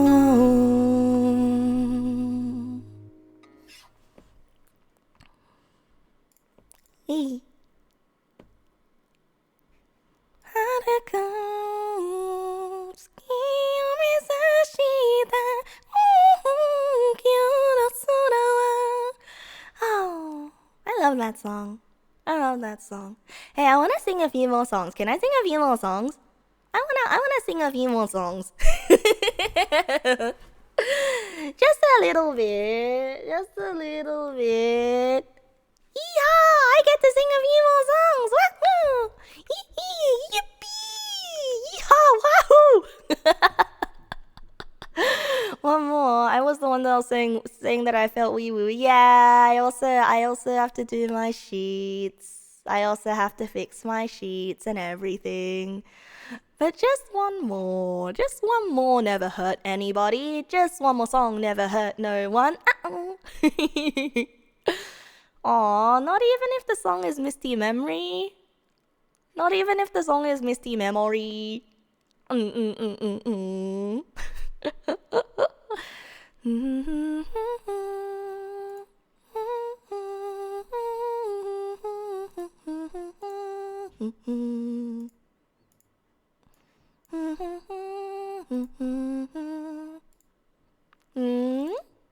Oh, hold on a second. I accidentally minimized chat. Where did it go? Where did you go? You left it me, bro. Oh, there you go. There you are. Okay, I won't go overboard. Just one. Okay? I didn't ever get to sing my new song on stream. My net crashed last time. Oh, that's true. But I also forgot where I put the instrumental for that one because I keep losing everything. Next time, bro. Next time. Show in folder, extract. Wait, no. I didn't say anything. I wasn't re-downloading anything. Don't worry about it.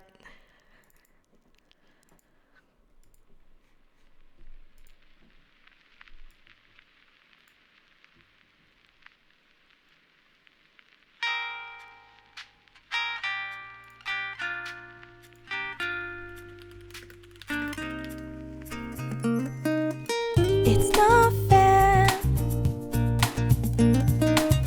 It's not fair. It's not fair. It's not fair. I don't wanna have to wake up from this day when you hold me cozy. It sweetens up my life with such bliss.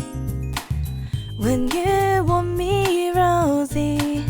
It's like my heart is gently sun-kissed. You're the one, the setting sun I long for, till kingdom come. Please don't leave me lonely. Please don't just fade away with my stolen heart. You change like the seasons, but you always feel like home somehow. Your every touch deepens the void in my heart that's missing you. It's no doubt, it's no fair. I don't wanna have to wake up from this daydream. You're my daydream. It's no fair. I don't wanna have to wake up from this daydream. You're my daydream. Anywhere I go, I'll miss you. Anywhere I go, I'll miss you. Should've taken home more than a bittersweet memory. Anywhere I go, I'll miss you. Anywhere I go, I'll miss you. Will you sing along to all my bittersweet melodies?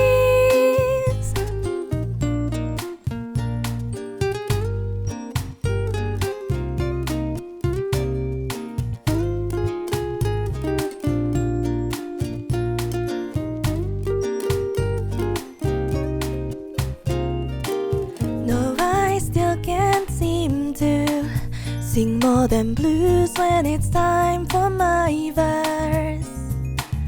It's true that I need you to turn my blues into bursting fireworks. You're the one, the setting sun I long for, till kingdom come. Wishing I could speed through all of the days that we have to be apart. You feel like the sunset, yeah, you stay like the sunset. Oh, I'm amazed how you change like the seasons, but you always feel like home somehow.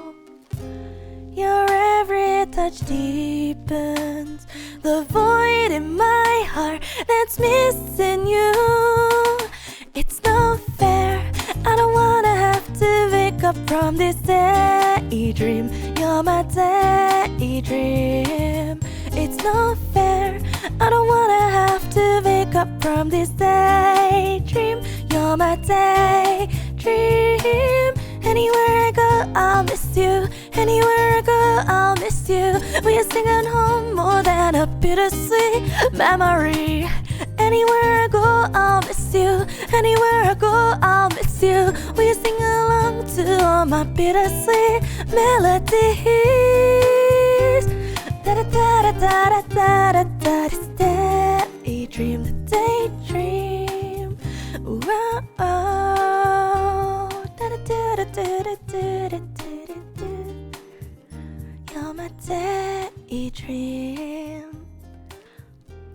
Da da da da da da da daydream. Oh, yeah. That was nice. I love this song. What a nice song. And that was a bedtime song. You get a bedtime song and you get a bedtime story. Well, I mean, no, it's for me. I get a bedtime story and I get a bedtime song. Now I have to fix my sheets and clean my room and fix my sheets and clean my room and go take a shower and wash my hair and brush my teeth and then dry my hair and then go to sleep.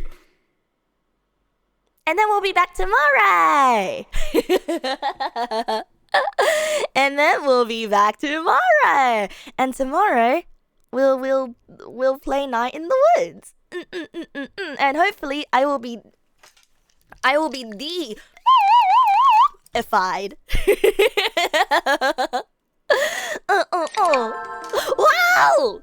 Thank you, anonymous gifter, for the clean sheets. But unfortunately, that's not something that you can do for me. Some journeys have to be taken alone, like an adult. What a great day! What a great day! We got to do some reading, we got to do some chatting, and we got to play 2 small games that I found on the internet. Once again, it's one of those days where it felt like a stream, felt like we were just hanging out candidly, you know? I really liked it. I really enjoyed myself, bro. I really like it when we start doing one thing and then we switch to something else and then we switch to something else and then we just keep doing different things. Yeah, kind of like what real besties do. Oh, but we're about to become worsties again because I'm about to end stream. But it's okay. Tomorrow we'll have another bestie session. Yeah, and we never end up where we wanted to go. Oh, just like the train from the story. Yeah, I'm sorry, bro. Our bestie pass is gonna expire soon. I mean, we're not gonna be worsties. We're just gonna be oomfies, which is slightly lower tier than besties, you know? Yeah, your bestie pass is demoting back to an oomfie pass. Sorry, bro. You were fam, and now you're going back to being just bro. But it's okay. Tomorrow you'll be fam again. Hey, you know who we haven't rated in a while? You know? You know who we haven't rated in a while? Leia is online. Leia hasn't streamed in a while, and she's doing tarot card readings. So for those of you who don't know, I have a friend called Leia, and she's been very busy. We haven't been able to see each other. We haven't really like spoken recently. And every time she does a tarot card reading, I used to raid in to her channel and make her do me a tarot card reading. And you know what? Let's see what she's doing. You know, let's see what she's doing. She's a very sweet girl. And she's been through a lot. I think tonight I'm gonna ask her. I'm not sure. I'll figure it out. I'll see you guys tomorrow. And also now I have to wait for the raid timer to count down, and now it's really awkward because now it's like we said goodbye and we're walking in the same direction. Oh, okay. Now I can click the button. Otsunasu, good night. See you tomorrow, Oomfie.